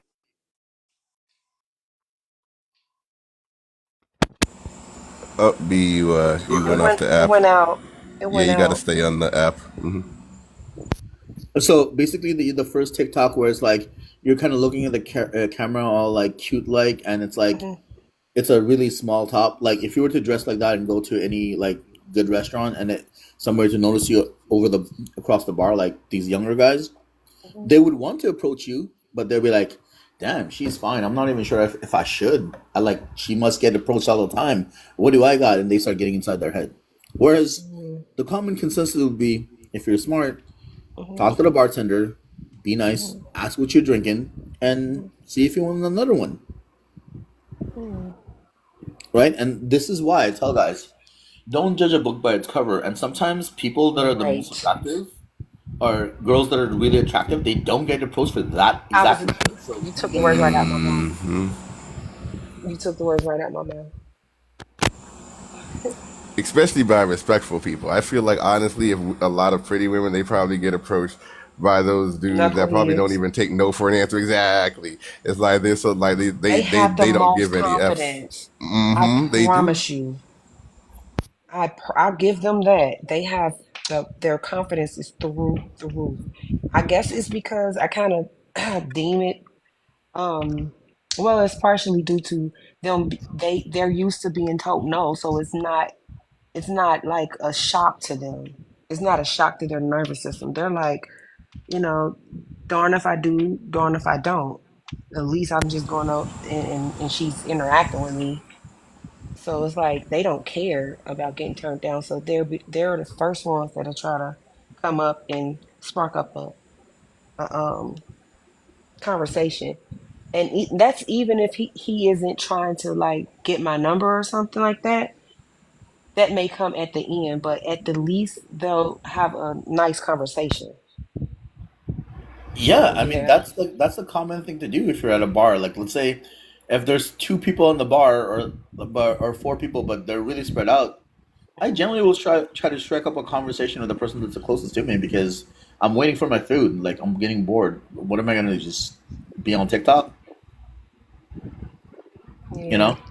Most people think they peg me as already knowing what I like just based off of how they perceive me, my appearance. So it's Hmm. like, oh, I know she has this type of boyfriend. I could imagine her fiance or her husband, but if they don't see a ring, they'll be like, okay, I can imagine her boyfriend looks like this. But you don't know what I like, so you just really can't judge a book solely off the cover. But men do that a lot though, and Yes, Chris, you guys I, are very visual. but Chris, I've noticed this too. It's like, all right, so it's like I'm a pretty jacked dude. I compete in strongman. I do powerlifting, right? And I remember this one young guy. I was at another bar where I was talking to this girl, and she wasn't my girlfriend or anything. We're just having a conversation. But the fact that I was next to her and I was dressed, like very form fitted clothes, he wouldn't approach her because he's like, "Oh, look at this dude. He's jacked. That's his girl. I'm gonna get clobbered." I'm like, "No, bro. Like, I just met her. Like, go talk to her. I don't care."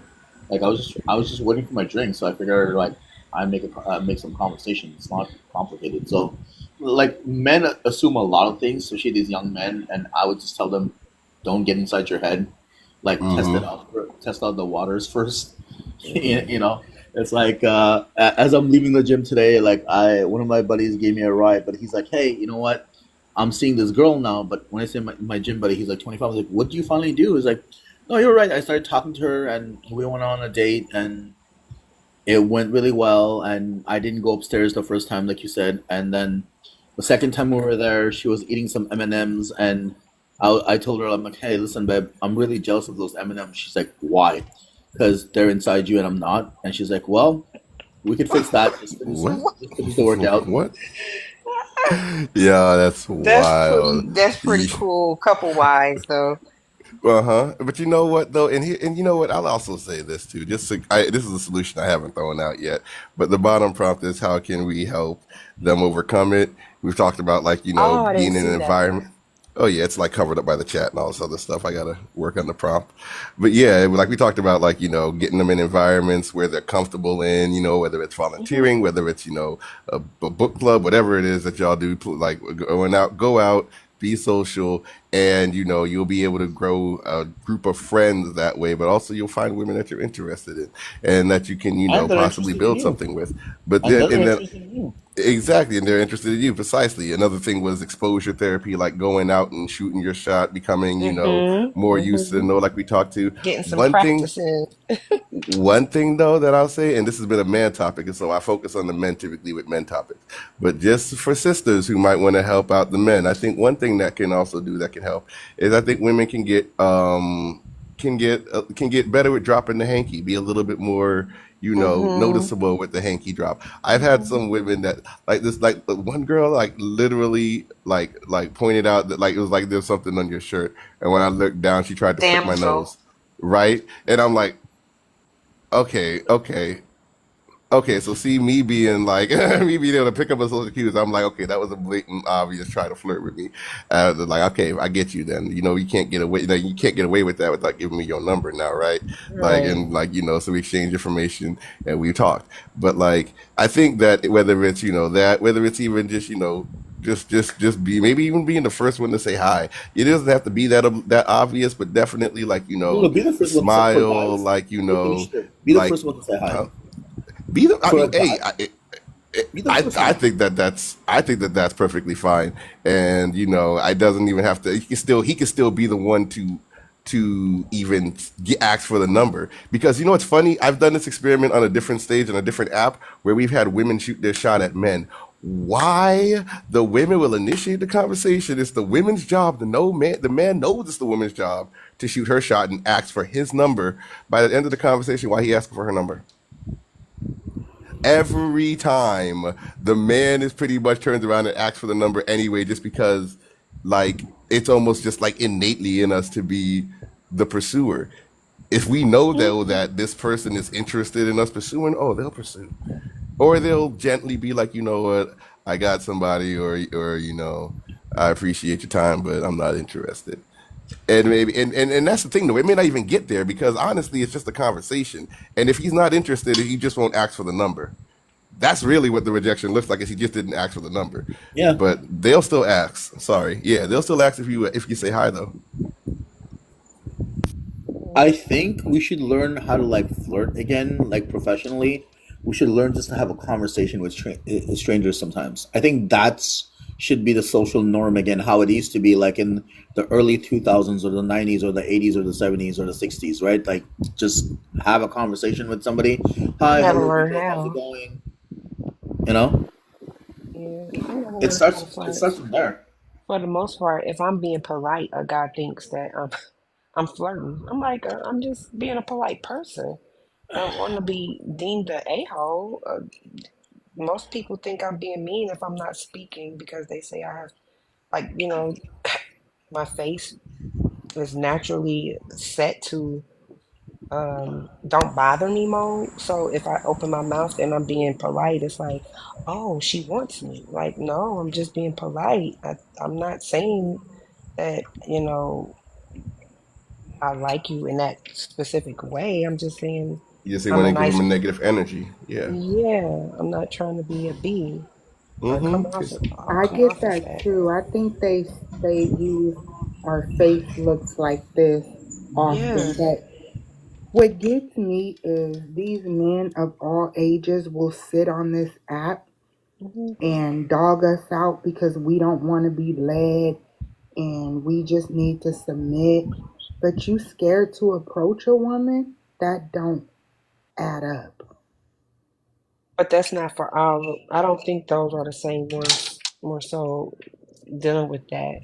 The ones that are maybe not too keen on approaching aren't the same ones that has that same ideology of you need to submit, you need this, you need that. Those type of men, they approach women. They are bold in their approach as well. So I don't think that goes hand in hand. I do because You no. do? if you, yes, Go because ahead, if six. you By the see, way, real quick, B, there's a little bit of wind on your end, so if you could mute up in between submissions, B, sorry. There's just some wind coming through. That's why I've been muting you. But yeah, go ahead, 19. What's up? the reason I say that is because if you talk to a lot of these men, Mm-hmm. they come off as if they're the prize. Those And no, that's that makes sense. Those are the ones that talk like they're the prize. Those are the ones that want you to have that submission ideology. I agree those there, are but they not afraid to approach. they're There are also not. That's not the same individuals that's screaming that. Those are two different type of ones. I And think real quick, those are the same ones. I just to try think to those bridge are the gap, I Uh-huh. think that you're both right, but I think that Okay. there are the leaders and then there are the followers.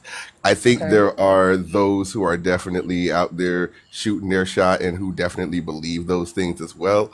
And those are, I think, the people that the ones who are too afraid to shoot their shot are kind of taking their cues from, kind of like what I talked about before about like me and talked about, like, in high school you have that homeboy that just get the girls wet, that just whatever it may be, and Hmm. they have a certain je ne sais quoi about them, and instead of young men figuring out what their particular je ne sais quoi is, they may try to emulate that person or do what that person does to try to get their results. Mm. And so I think that there are definitely some young men who aren't approaching women, who probably don't even ask women out, but are online yelling a lot of these ideals. You can probably tell who they are just from the way that they speak in general. But then there definitely are those dudes that, like, I'm sure they get women and they sit here like, yeah, yeah, if I say jump, you need to say how high. If I say this, you need to say that. And so I think it is both. Oh yeah, it could be right. both. Yeah. And I'm not saying all, right? But I'm saying that that is a part of the problem. Hmm. And I sit and I listen. I'm more, I could say older, but experienced. Oh, you did And say you were 50, right? yeah, I'm 51. So I'm listening So, to experience. I definitely. yes, so and I'm also an observer. Okay. So I'll sit back and watch and listen. And it's like these men really want women to approach them, but then on the other hand, they'll say, oh, they're thirsty. It's like a double edged sword. Do we let them approach us? Do we approach them?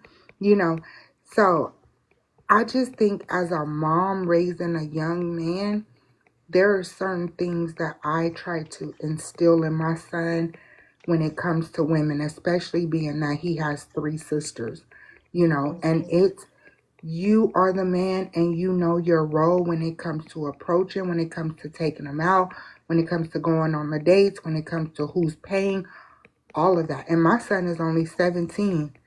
And he will most definitely take a girl out on a date and spend his little coins. He won't let them pay for anything. And I That's don't tell him amazing. like, huh? That's amazing. Yeah, I don't tell him like, don't do it, right? Because I want him to be a Hmm. man. Like if you like a lady, you give her the time and the intention and show that you like it. And if you want to go out on a date, yes, pay for it, you know. And so like I said, I just sit back and I listen and I watch and I be like, wow, because so many of our young men have been misguided. Hmm. They want submission, but yet they want, to be catered to at the same time, and with that rhetoric of, oh, you do what I say and fall in line, and I'm like, what? Who teaching this mess? Like, who have they been watching and idolizing? I Right. don't know. I guess And the Go ahead. what they don't know is if you're doing your duties as a man, women, you Mm-hmm. don't have to tell them let me lead. You don't have to tell them let me submit. I mean At submit all. to me. We're gonna immediately go into our soft era Yes, and let you do your thing. without a A doubt. majority of us. There you go. The I agree ones with that. worth keeping. Yeah. Exactly, the ones worth having around, precisely. And I think that's why I was like, it's those for two particular groups of men because, and that's why I'm like, honestly, I think people, especially young men, need to be very cautious of the people that they choose to follow, whether it's the music they choose to listen to, whether it's the men that they choose to like, look at as unofficial mentors or whatever it may be. Like there are definitely some people out there, some millionaires whose channels I've subscribed to, who I get financial wisdom from and stuff like that. And I think that there is definitely um beauty in being able to find and grow from information that you're able to acquire online. But that being said, though, you definitely have to be careful of the sources. And unfortunately, a lot of the sources that young men, I think, have gotten to and gained from are telling them things like, don't like, not to approach women. And like, they hear about these horror stories or they may hear like, not to spend your money on women and so on and so forth. And so, yeah, ultimately it comes down to who is this young man or who was this young man taking their lead from. Yeah. Right. And instead of the leaders who are leading these young men saying, don't spend your money on women, how about you tell them, get to know the woman. Don't be so quick Right. to jump out there and want to meet up in person or do this or do that. Because if you take the time to get to know a woman, it's not going to take you long to figure out if she's a gold digger after your money or if she's legit, you know.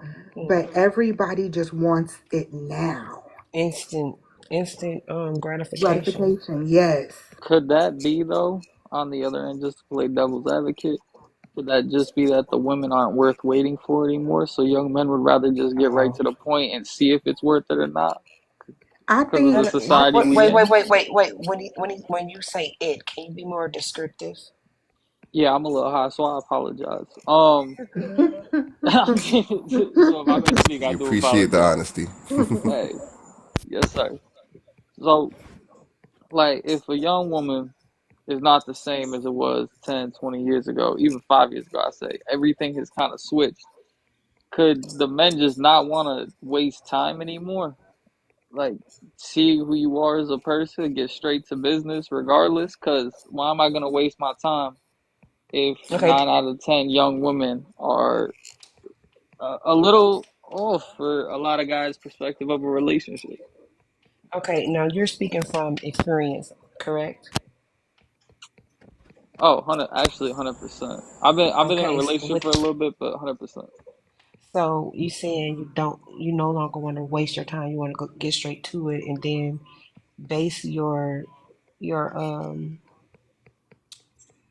what am I trying to say? Base your hmm.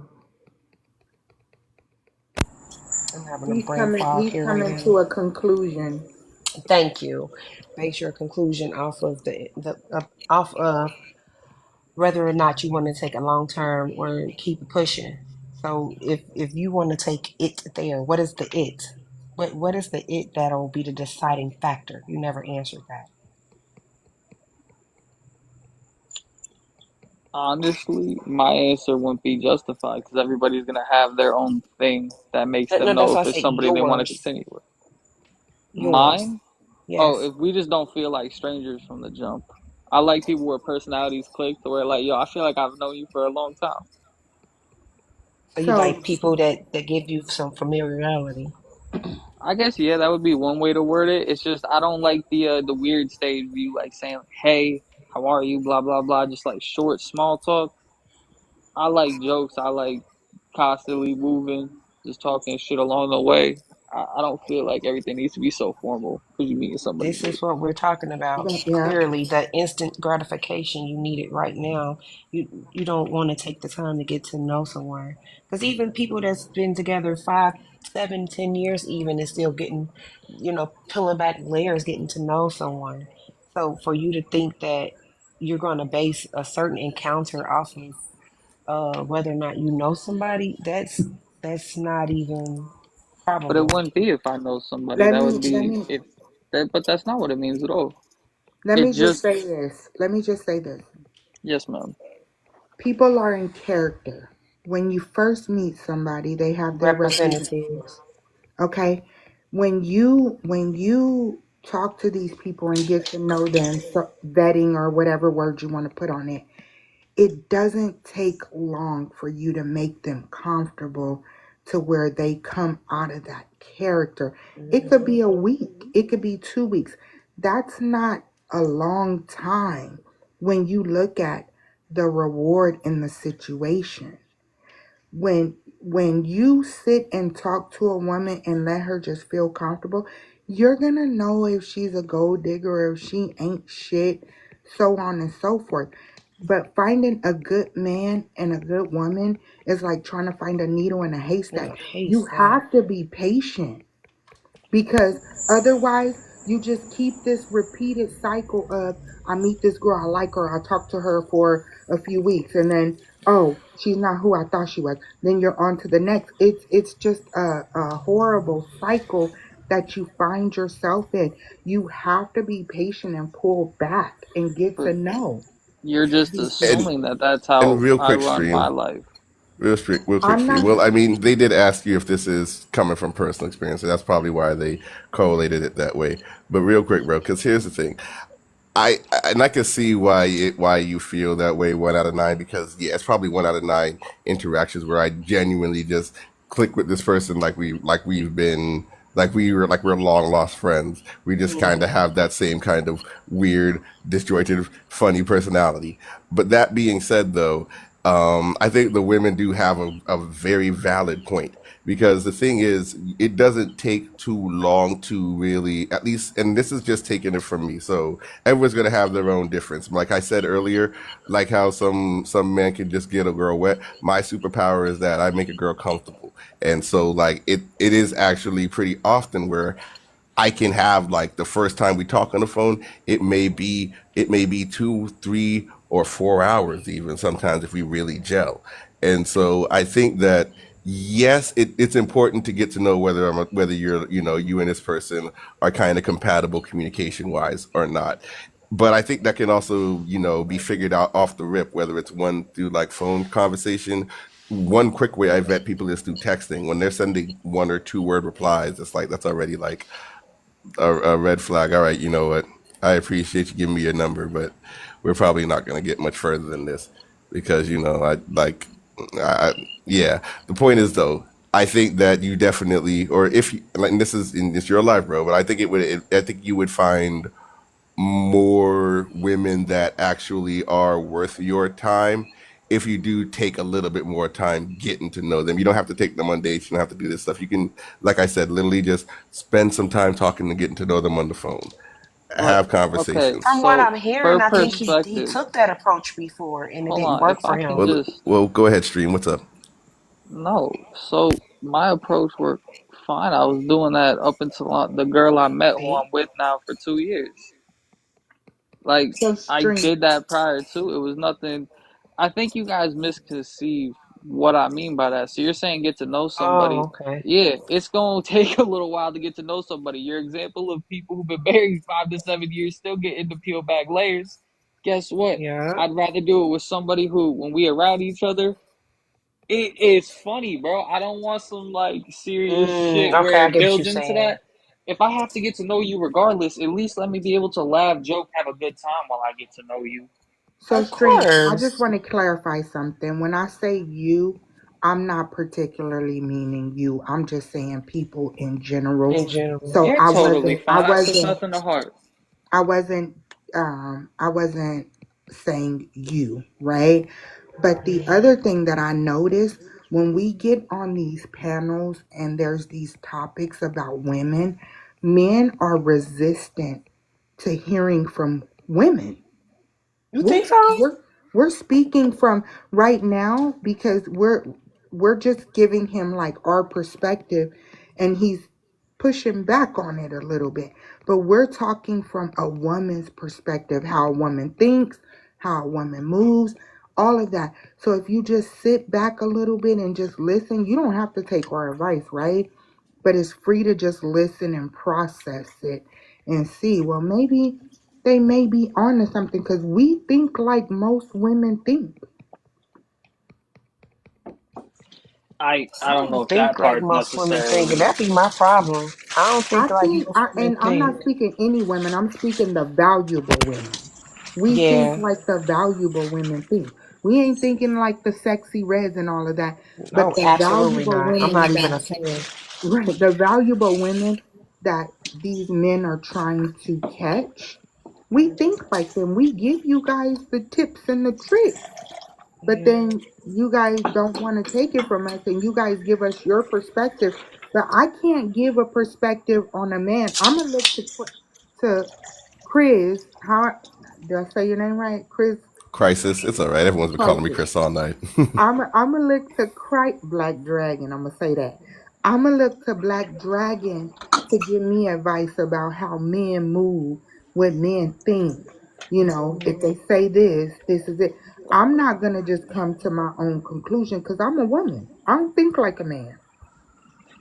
Yeah, but from the same perspective, you could also just not be the kind of woman that I would be interested in, and that's okay. Like, one That's true shoe too. doesn't fit all. If That's that's true your too. thing, you take a couple weeks, you talk to people over the phone, you do this, do that. That's awesome. I'm happy for you. If that's what makes you feel comfortable meeting a guy doing X, Y, Z, great. I, But you're saying you're that's not talking the. about high value Yeah. women. I'm gonna be honest. I don't know too many that want to do that shit over the phone for multiple weeks. Guess I what? think they'll That schedule should be a time. red flag because it's a safety risk. As women, we should be thinking about our safety first. And if she's quick to go out on a date with you and she just met you, she's doing it with somebody else 9 times out of 10. We should That's be He true. may thinking he about may our not have a safety. problem with that though. Yeah, if you're going out on dates, guess what? That's okay. I might be See? the right guy for you. I might not be the right guy for you. Okay. It's okay either which way. Okay. Okay. And If that's the type of women that you like, that's what it is. But like I said, I'm speaking in general and what I was saying to you, when I said you, I wasn't talking about you. You speaking in general. but still, again, I hear you. And honestly, the safety risk is just depending on where you live. A lot of the people in this area, they've been going there for a couple years. They tip nicely. Everyone at the restaurants knows each other. Like, it's not really that high of a risk. You're in a place where people know where you at. They see you, whole nine. So it's like a cheers type of place. I get it. Even if I it's a just cheers type of place, there's a 1% risk that it That's what he might said. just He be said it you. wasn't not a risk at all. He said it's just the probability is low. And even then, though, Real quick, I stream, there will always be because some kind I of mean, risk here's the because thing. guys are fucked up. I think that the week thing, it depends, because it, like I said, you may have a conversation and that it may only go for, like, you guys talk on the phone 30 minutes here, 15 minutes here, maybe an hour or something like that. Yeah, it might take you, a week or two to get comfortable, depending on how consistent you are with communication. No, If the I don't communicate, talk over the phone, hang bro. on, hang on, hang No, on, I'm hang on. I trying to ain't tell you talking. for I'm your talking in perspective. general, bro. I got you. I'm Oh, talking in all general. right, my I'm just fault. talking in general. Yeah, yeah. Because I was also talking to what like the ladies were saying, because they were the ones saying it could take weeks, and so I'm just saying, like, if you are, asking the proper questions, and really making sure that, that the things align and so on and so forth. At least for me personally, yeah, I don't mind, meeting somewhere in public after, only talking for, like 5, maybe 6 hours, and that may be over the course of the week. We might have had 3 2-hour conversations or whatever it may be. But ultimately, though, I think it is important for you to get an idea of who this person is, because not only are you meeting with them in person, which someplace public, absolutely, that's great, but, like, not only did, like everyone said, is there's still a chance of something going wrong in public, but, just as a man, like, I want to, at least me personally, like, I budget. I make sure that if I'm spending, there's a reason. And I don't mind spending on a woman that I find reason to spend on, because I want to get to know them. But I also want to make sure that this is, like you said, I want to make sure that this is someone that I truly enjoy being around and communicating with. And one of those ways of deciding that is from our conversation. If our conversations have been going well enough, bet I want to, like, yeah, I want to do something. Let's go and let's see how we do, with an activity together. Or heck, we might just, meet at the beach and do something there. Either way, at the end of the day, I think that you need to, not you in particular, but I think that is important, though, for people to vet, not just for the things that that satisfy them and that make them feel connected, but also to vet for the things that are going to make for a good long-term partnership. Not just how you connect with each other, but how does this person deal with conflict? How does this person, not only are they with talking, but how are they with listening? So on and so forth. I think there are a lot of things that nuances that go into those things. I think that all depends really. So I don't do like phone calls for a week. I don't. If I'm talking to you, it might be for 2 or 3 days, and within that, we have scheduled the first date. That I like doing it in person, bro. I find phones very weird. And I how find long that a might those weird phone way. calls be? I don't make phone calls like that. That's what No, I'm you saying. said you said 2 phone calls in the week, right? No, unless I'm just high and I said it on accident. Nah, I meant like 2 days, three Mm-hmm. days maybe texting, and within that, the date scheduled. We really just waiting to go. Yeah, that That's was a high me. moment. Okay. My fault then, bro. But no, man, I don't think anything good can come out over the phone. I feel like that's a strange way, and I feel like at least as a guy, then if we talk about from a guy's perspective, if I'm in the market and I'd prefer just to link up with somebody in person, I'd rather just pay for a fuck ton of dates. None of them work out, but I don't know. I like the experience. I think not all of it's about finding an immediate partner. I think it's just about the experience of talking to new people, seeing different personalities, seeing what you like, don't like about people. Can I say something real quick? I want to give you an example. I want to give you an example. Sure, I'm I Go was listening. ahead, telling, I was, 619. I was talking to someone and they said, when I go out with women, I'm on my P's and Q's because I was like, what if they put an air tag on your car? No, I walk her to the car. I said, well, let me tell you this. I don't know about where you're from, but where I'm from, women are just as dangerous as men. A woman will set you up. You going out on a date with her, you're in there, you walked her to her car and everything. You don't even know that the homies are in the parking lot watching you pull off, following you home to rob you. I'll be So honest, that's nothing I have to worry about. So I respect it, but That's just So not the let her finish her people I example deal because I was with. actually listening. I was actually interested in I'm listening to done it because black I ain't even, dragon. I'm yeah, because done. I Don't ain't even save think them. They about don't that. want to be saved. I'm But done. yo, but no, bro, But that's the thing that because that's there are not definitely the women kind out of there women that I'm definitely talking be as about. bro. It's not personally about you. We're not saying anything about you. But why is it This being is told this to in me then? general. It's not. I literally just sat here and said I learned something. She was speaking to the room. She was just giving an example and speaking to the room.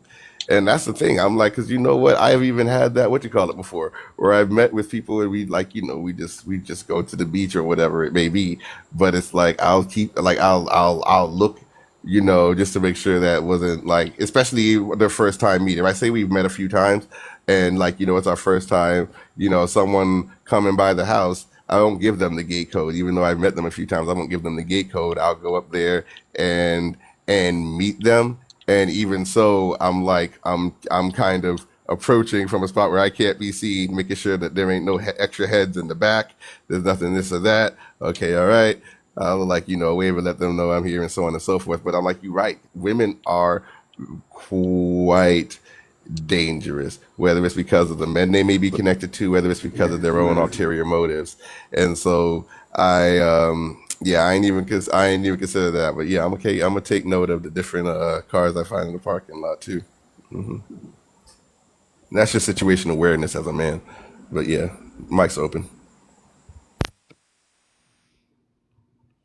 I just think if that's a worry you got, you're probably Ready? not. I just try to educate. That's it. That's all.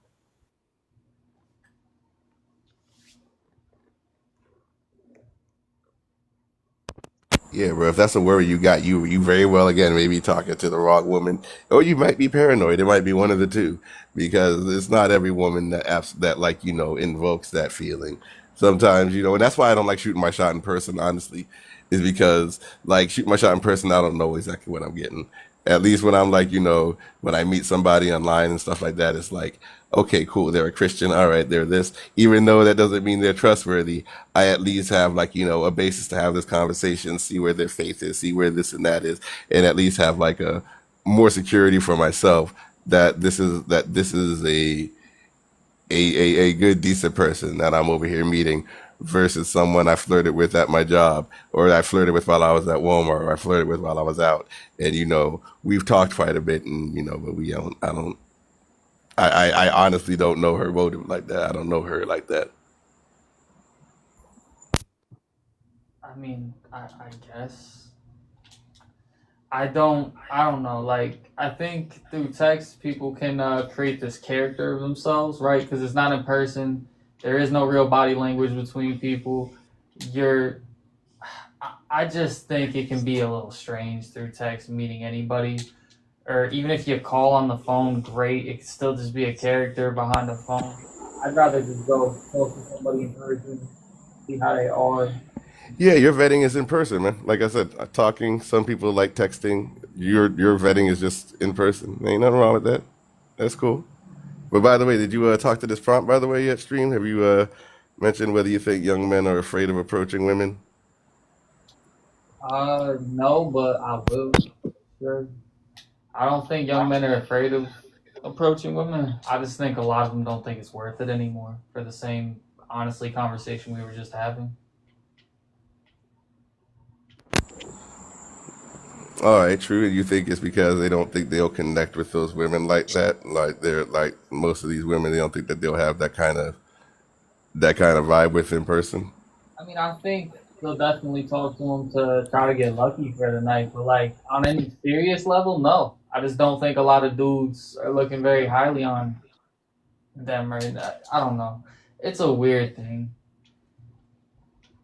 I mean, I kind of know why. Go ahead.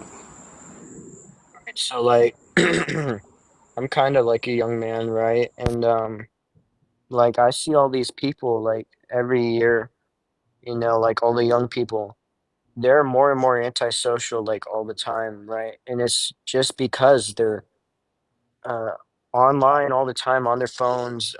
We're only connecting because of our devices, and like when you only connect because of your devices, you're not connect you'll know how to connect face to face. I agree with you. Okay, I can see that. I could agree with that. I would even say that even as someone who has spent a lot of time approaching in public, I've definitely found myself far more comfortable approaching or just talking to somebody like I meet online or something like that. Because like especially after COVID, like just spending a lot of time like not going out anymore, a lot of friend groups kind of splitting, people moving and stuff like that. Like yeah, it kind of got to a point where it's like I don't really go out like that anymore. And so like a lot of times meeting people is either while I'm out shopping or through social media. And so it's like I could especially online dating apps. So yeah, I could see that being probably a big proponent in it for sure. Did you want to jump in there, Stream? Oh shoot, Stream left. We lost Stream. Yeah. What about these other people? What are their like takes? 619. Did you talk to the topic, sister? I didn't. Give me 1 second. I'm multitasking. No, you good. Anyways, like I think they are afraid to approach women. Like, everyone's afraid to approach like a new person at any point in time, right? There's gonna be a little bit of anxiety, absolutely. But Yeah. like, it's more whatever, right? Mm. I think it's like that when that's your approach. All right, approach. Appreciate you, Tony. Make sure you follow, bro. Hope you get to see you back in here, man. I'll invite you back up just in case that was an accident. But yeah, bro. I definitely I definitely think that that's something that people should do. I think that they should just approach. I mean, I know it's gonna be scary. I know you're gonna have anxiety about it. I know it's gonna seem, intimidating. You don't know what they're gonna say. You don't know how they're gonna react, anything like that. But like real talk, if you approach with honesty, if you approach with dignity, if you approach with respect and humility, like you know what, confidence. I'll say confidence. You know what, you should just be humble as a person, but be confident when you approach. All right, approach with confidence. Approach with like decency. You gonna be fine. You gonna be fine. Even if they say no, I promise you, they aren't the only woman in the world.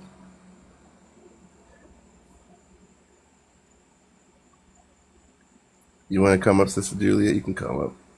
Right now, we're just discussing, whether young men. I actually probably gonna shut this bad boy down in a little bit, but I do want to hear what 619 got to say on the topic real quick.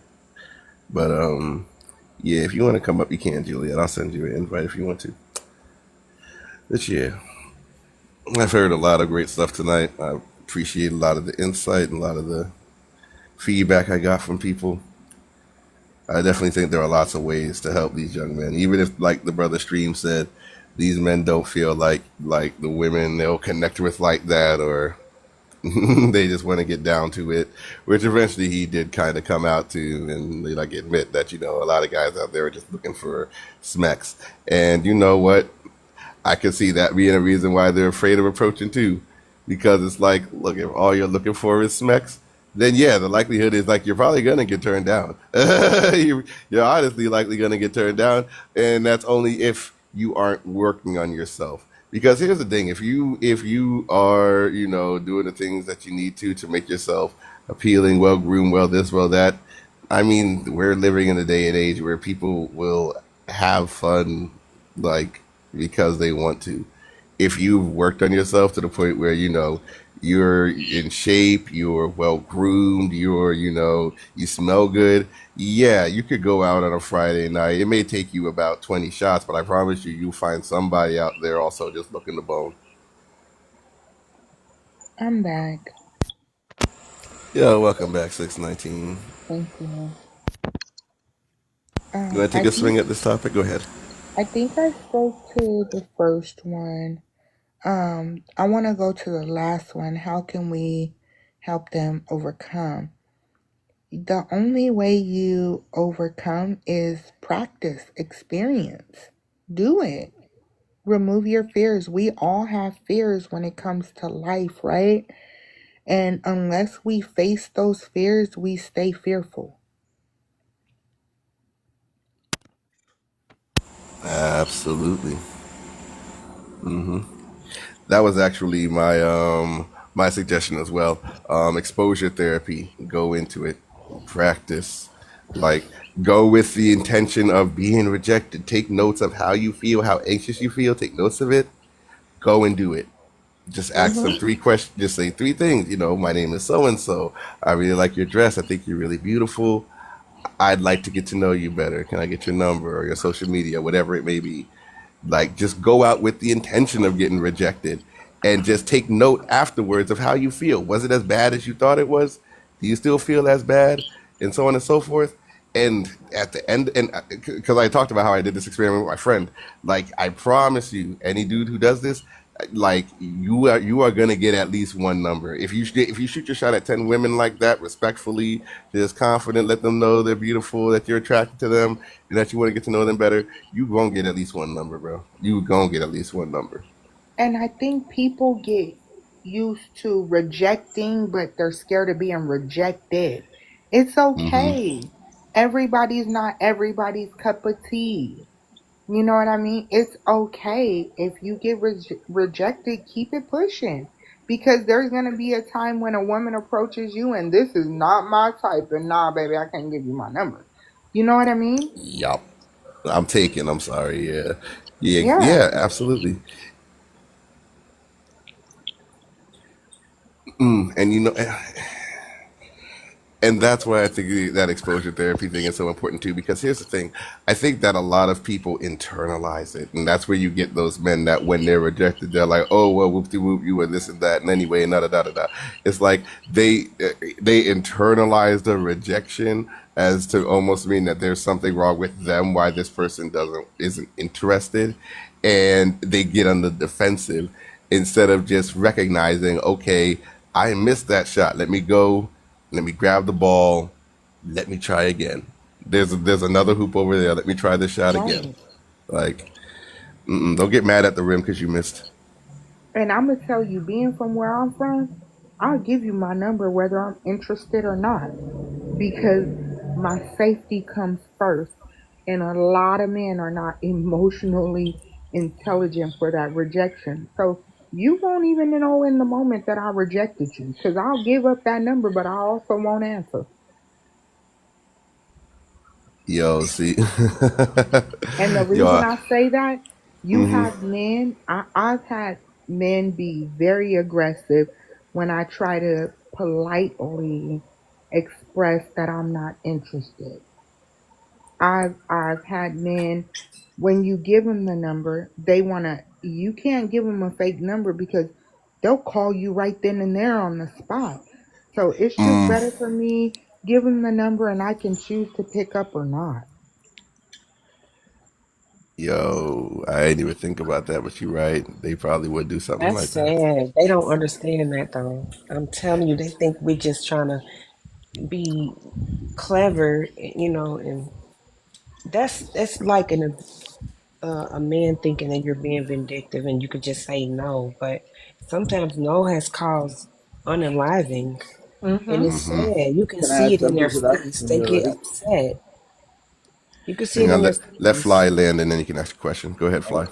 No, I was just saying that you can sometimes see it in a guy's face when you're trying to be polite about not being interested, and then you're like, oh, okay, is this where Incredible Hulk comes out? Because I'm like, are you okay? Like, right? Was I the straw that broke the camel's back? Like, is this like Yeah, his last Well, rejection before he snaps? Like, yeah, did yeah. you guys hear the story about that college kid? He was a basketball player, threw his whole future away because a girl rejected him and he unalived her because I she didn't hear about that. because she rejected him. because she rejected him. He was a college ball player, He was or a college ball player through his so whole career. As a mom, that would break my heart over yeah, rejection. yeah. See, That's the we don't And know and what she men didn't feel. reject. She didn't reject him in a mean, aggressive way. You know, she chose her right to be interested. see, but this Um, comes with education. Though. What me and Chris were saying before, it's back in our times we got used to rejection and knew this was part of the game, right? mm, So I can't imagine anybody getting that obsessed over rejection where they want to unlive somebody that they liked, and wanted to build an emotional connection with. So, but I was going to say about the number thing. When I was single, if I was truly interested in somebody, and just not to make it awkward, I'll be like, here, this is my either my Instagram or this is my number. You could have it, and if you choose to use it, that's cool. If not, I understand. So that way, I'm like, here's my number. If you choose to call me, then that means you're interested. If not, all good. I won't act any differently towards you, because she might be into me, but maybe she's not ready for a relationship now, or you don't know what's going on in that person's lives. But at least you shot your shot and move on. I think it comes down, at least back to the basketball guy. I think it does come down to like really likely a lack of emotional intelligence. And I think that's what it is with most people who can't handle rejection. Because, yeah, you need to grow a thick skin to it, but also, like, when you first get rejected, it's going to hurt. Just like your first heartbreak's going to hurt. All these things are going to hurt. But you need to understand how to properly channel that. You need to understand that like I said before, you don't take your anger out on the rim. You don't take your anger out on the person that you shot your shot at and that rejected you. If you are angry and upset, then okay, you need to go ahead, like we talked about, like how dads are usually, the ones that help young men with risk taking. Just like when you didn't make that team, you need to go ahead, get back in the gym, and either you need to either get back in the gym and practice, or you need to do the things you need to do in order to make the team the very next time. But ultimately, though, you can't go off and get mad at the coach for not putting you on the team when you tried your hardest out there. Like that's not a good look. And I It's don't think a the lot of men have been told that like, yo, you lashing out because of emotions, rejection. Like, brother, it is not a good look. I understand that as men, women definitely want us to be able to express our emotions. At the same time, though, you need to know when and where to be stoic. But go ahead. What's but up, D? Black Dragon. the His name was Darius Miles. He played for the University of Alabama. Look it up. Darius okay, Miles. Okay. I'm gonna do that right now. But what people have to understand, especially a lot of these young men, your emotions and your feelings, they should be respected, but they shouldn't be anybody else's concern but except yourself. You could wholeheartedly like somebody, but that doesn't mean that they have to reciprocate. It's just because you want something or you worked hard to make the team, the coach doesn't have to put you on. You have to prove to the coach that you're good enough. Same thing with whoever female that you're trying to approach. She might be into you, but she might not be in the right headspace. But that regardless, you should learn how to handle those emotionally. Somebody should have pulled you aside, especially if you're an athlete, some coach or somebody that you respect, and be like, listen, this is what it means to be a man. This is what it means to handle your emotions. I understand that things getting rejected it does not feel good, but I'm sorry, that's not anybody else's problem. If you get rejected, learn from it, move on, and try again. And if not, find a different approach. But I'm just curious as far as why young men are not being taught that by their coaches or any other male role model that they have, or are there even any male role models you pull them aside and be like, "Yo, this is not how things are done."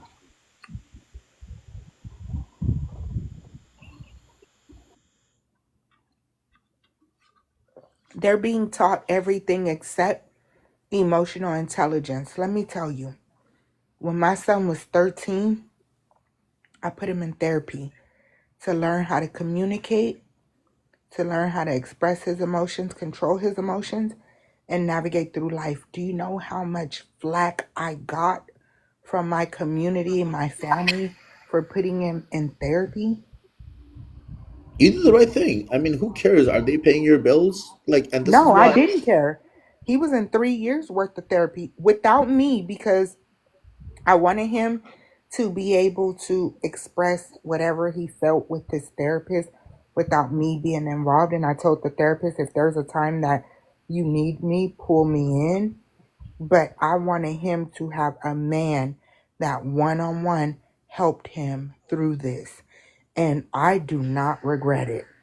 No, nor should you. I had that due to playing sports, and I was also a military veteran, but my dad was too back in India, and so was my grandfather. So I was blessed enough to have male role models or people that I could talk to at any point, right? Because maybe I exude that kind of energy. But no, nor should you. Like, I've had older men help me out tremendously. If not, I don't think I'd be the person that I am today. And this is what I try to give back to younger people at the gym or wherever. I'm just like, listen, there's certain times you can't be exploding. There's some times you should absolutely get angry, but you should learn when and how. This is something that more men need to be communicating, or else we're going to create a generation of men are either overtly expressive or abusive or not expressive at all, right? Absolutely, learn that balance.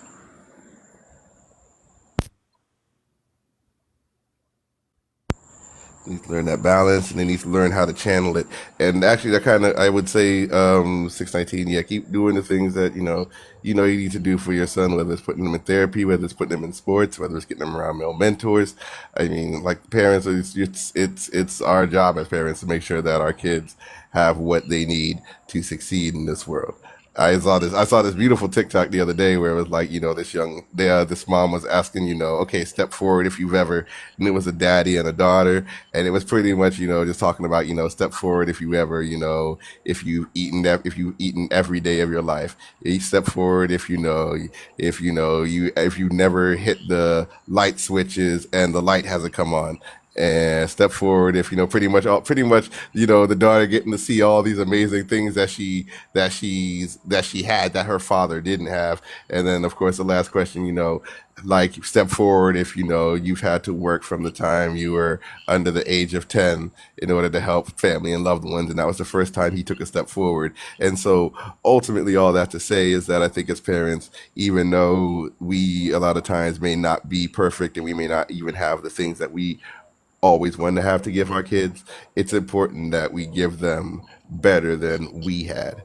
And so that way they can do the same with their children and their children. And that's how you get to like generational wealth and legacy that is able to function wholly in society and continue.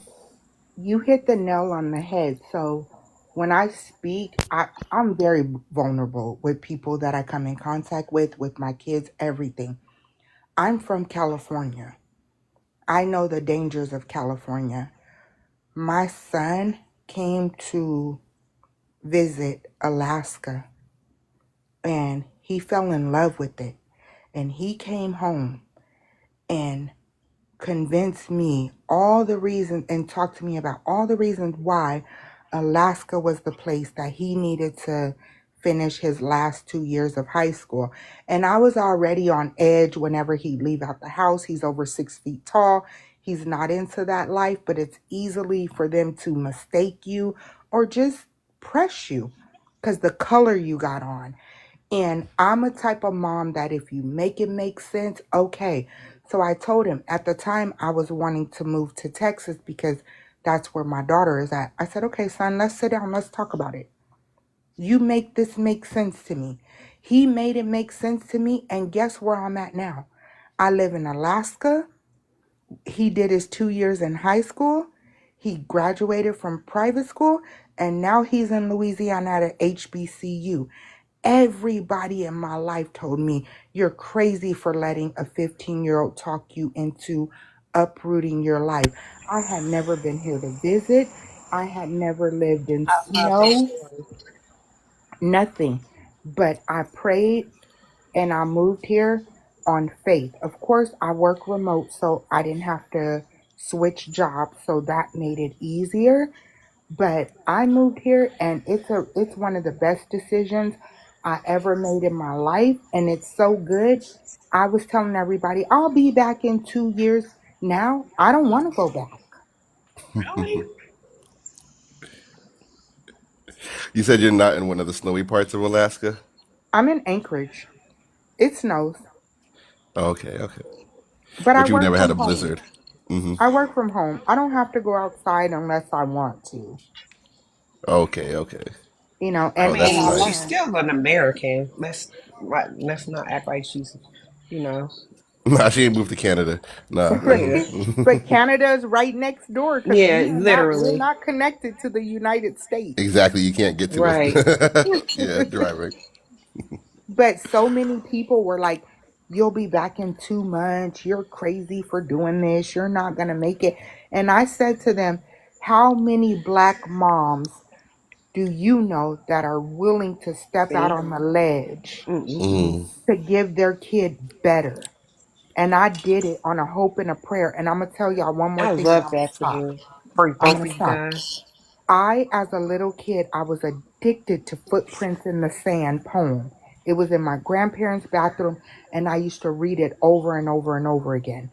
When I was moving here, I was looking for one to put in my house and I couldn't find one. I got my place online. So I was like, you know what? I'll wait until I get there. I was scared. I didn't tell anyone. So I got my place online. When I moved here, my brother brought me, okay, I'm going to bring you to your place so you can see it.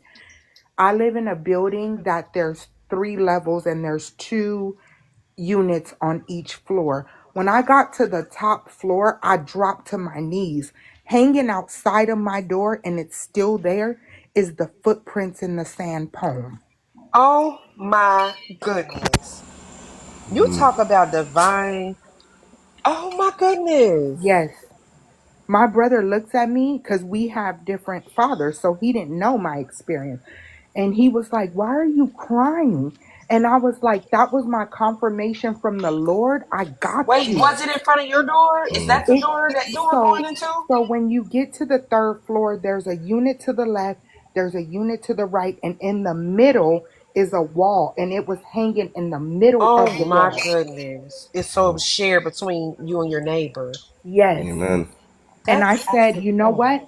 I said I'm not gonna buy one from for my house. I'm gonna leave that right outside my door and let him protect me. Mm. Amen. Did you know if it was it your neighbor that put it up there? Like, was your neighbor a No, Christian? there was Or nobody on the other side. Nobody lived wow. there. Mm. Amen. Nobody knew my story. Nobody knew how much. The only people who knew how much I loved that poem was my boss because a few months prior, it was her birthday and she was newly saved. And I told my counterpart, let's get her a Footprints in the Sand blanket. So we bought her a Footprints in the Sand blanket and I explained to them, once we gave it to her, how much that meant to me. So they knew. And I took a picture and sent it to them. And it was just like, so like, I believe I'm a faithful person. But what are the odds? What are the odds? Them God odds, that I is an tell you what. amazing story. Like that Hmm. I love stories like that. There's no denying. You can't get around you can't say it was coincidence at all. Not at all. Not at all. That's what I'm about to say, and that's how faith works. I was about to say, Hmm. like, really, we all have testimonies and stories, and when God has made Himself very real in our lives, and so it's like, yeah, I appreciate you sharing that because that, like many others, is just like for those who can see, it's like, yeah, that's evidence that you not only made the right decision, but that God was with you in that decision. And Yes. so, like, yeah, it's a God thing, man. It's a God thing. Ain't nothing but a G thing. But yeah, Hmm. Baby. yeah, I appreciate y'all coming in here. I'm a hold another topic. It might be about the women next time, so I hope y'all still come by. But Okay. Hey, Thanks for yeah, having me. Thanks for inviting me up. I enjoyed my we time. we have to be able to self-reflect and self-check.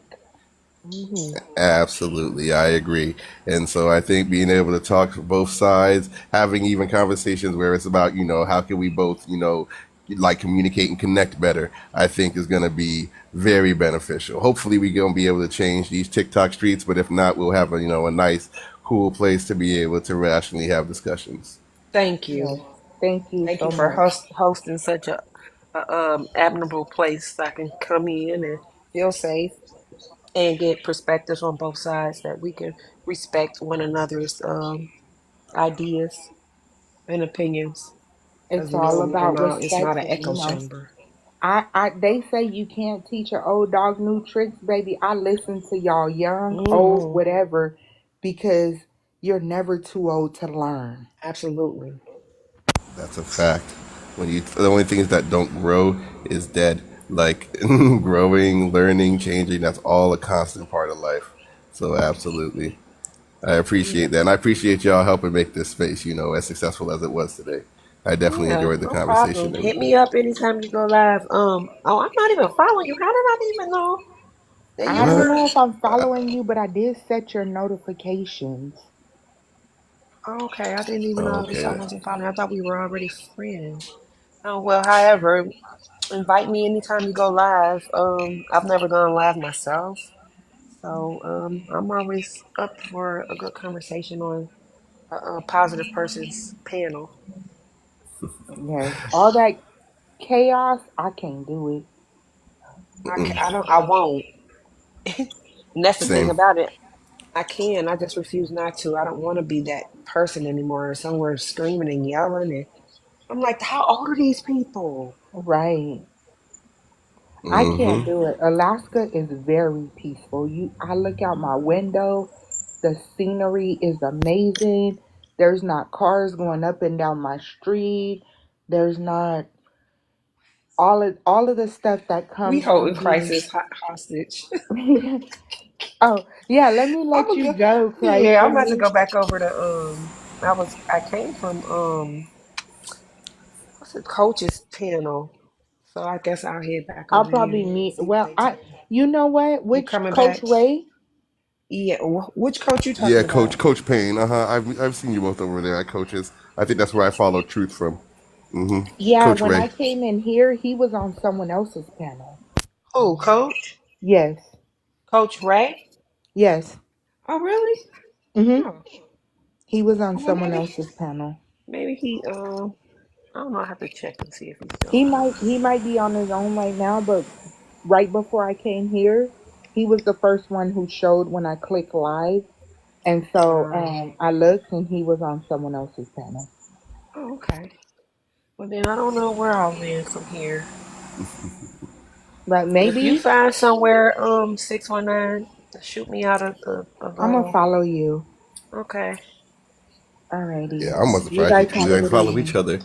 You too, ladies. You take care, all right? Thanks again. Okay. Goodbye. And everybody else, I appreciate y'all tuning in, chilling with us. Yeah, I'm gonna be shutting this live down, but hopefully I find you in these TikTok streets, all right? Y'all have a good one. Alrighty. Bye bye.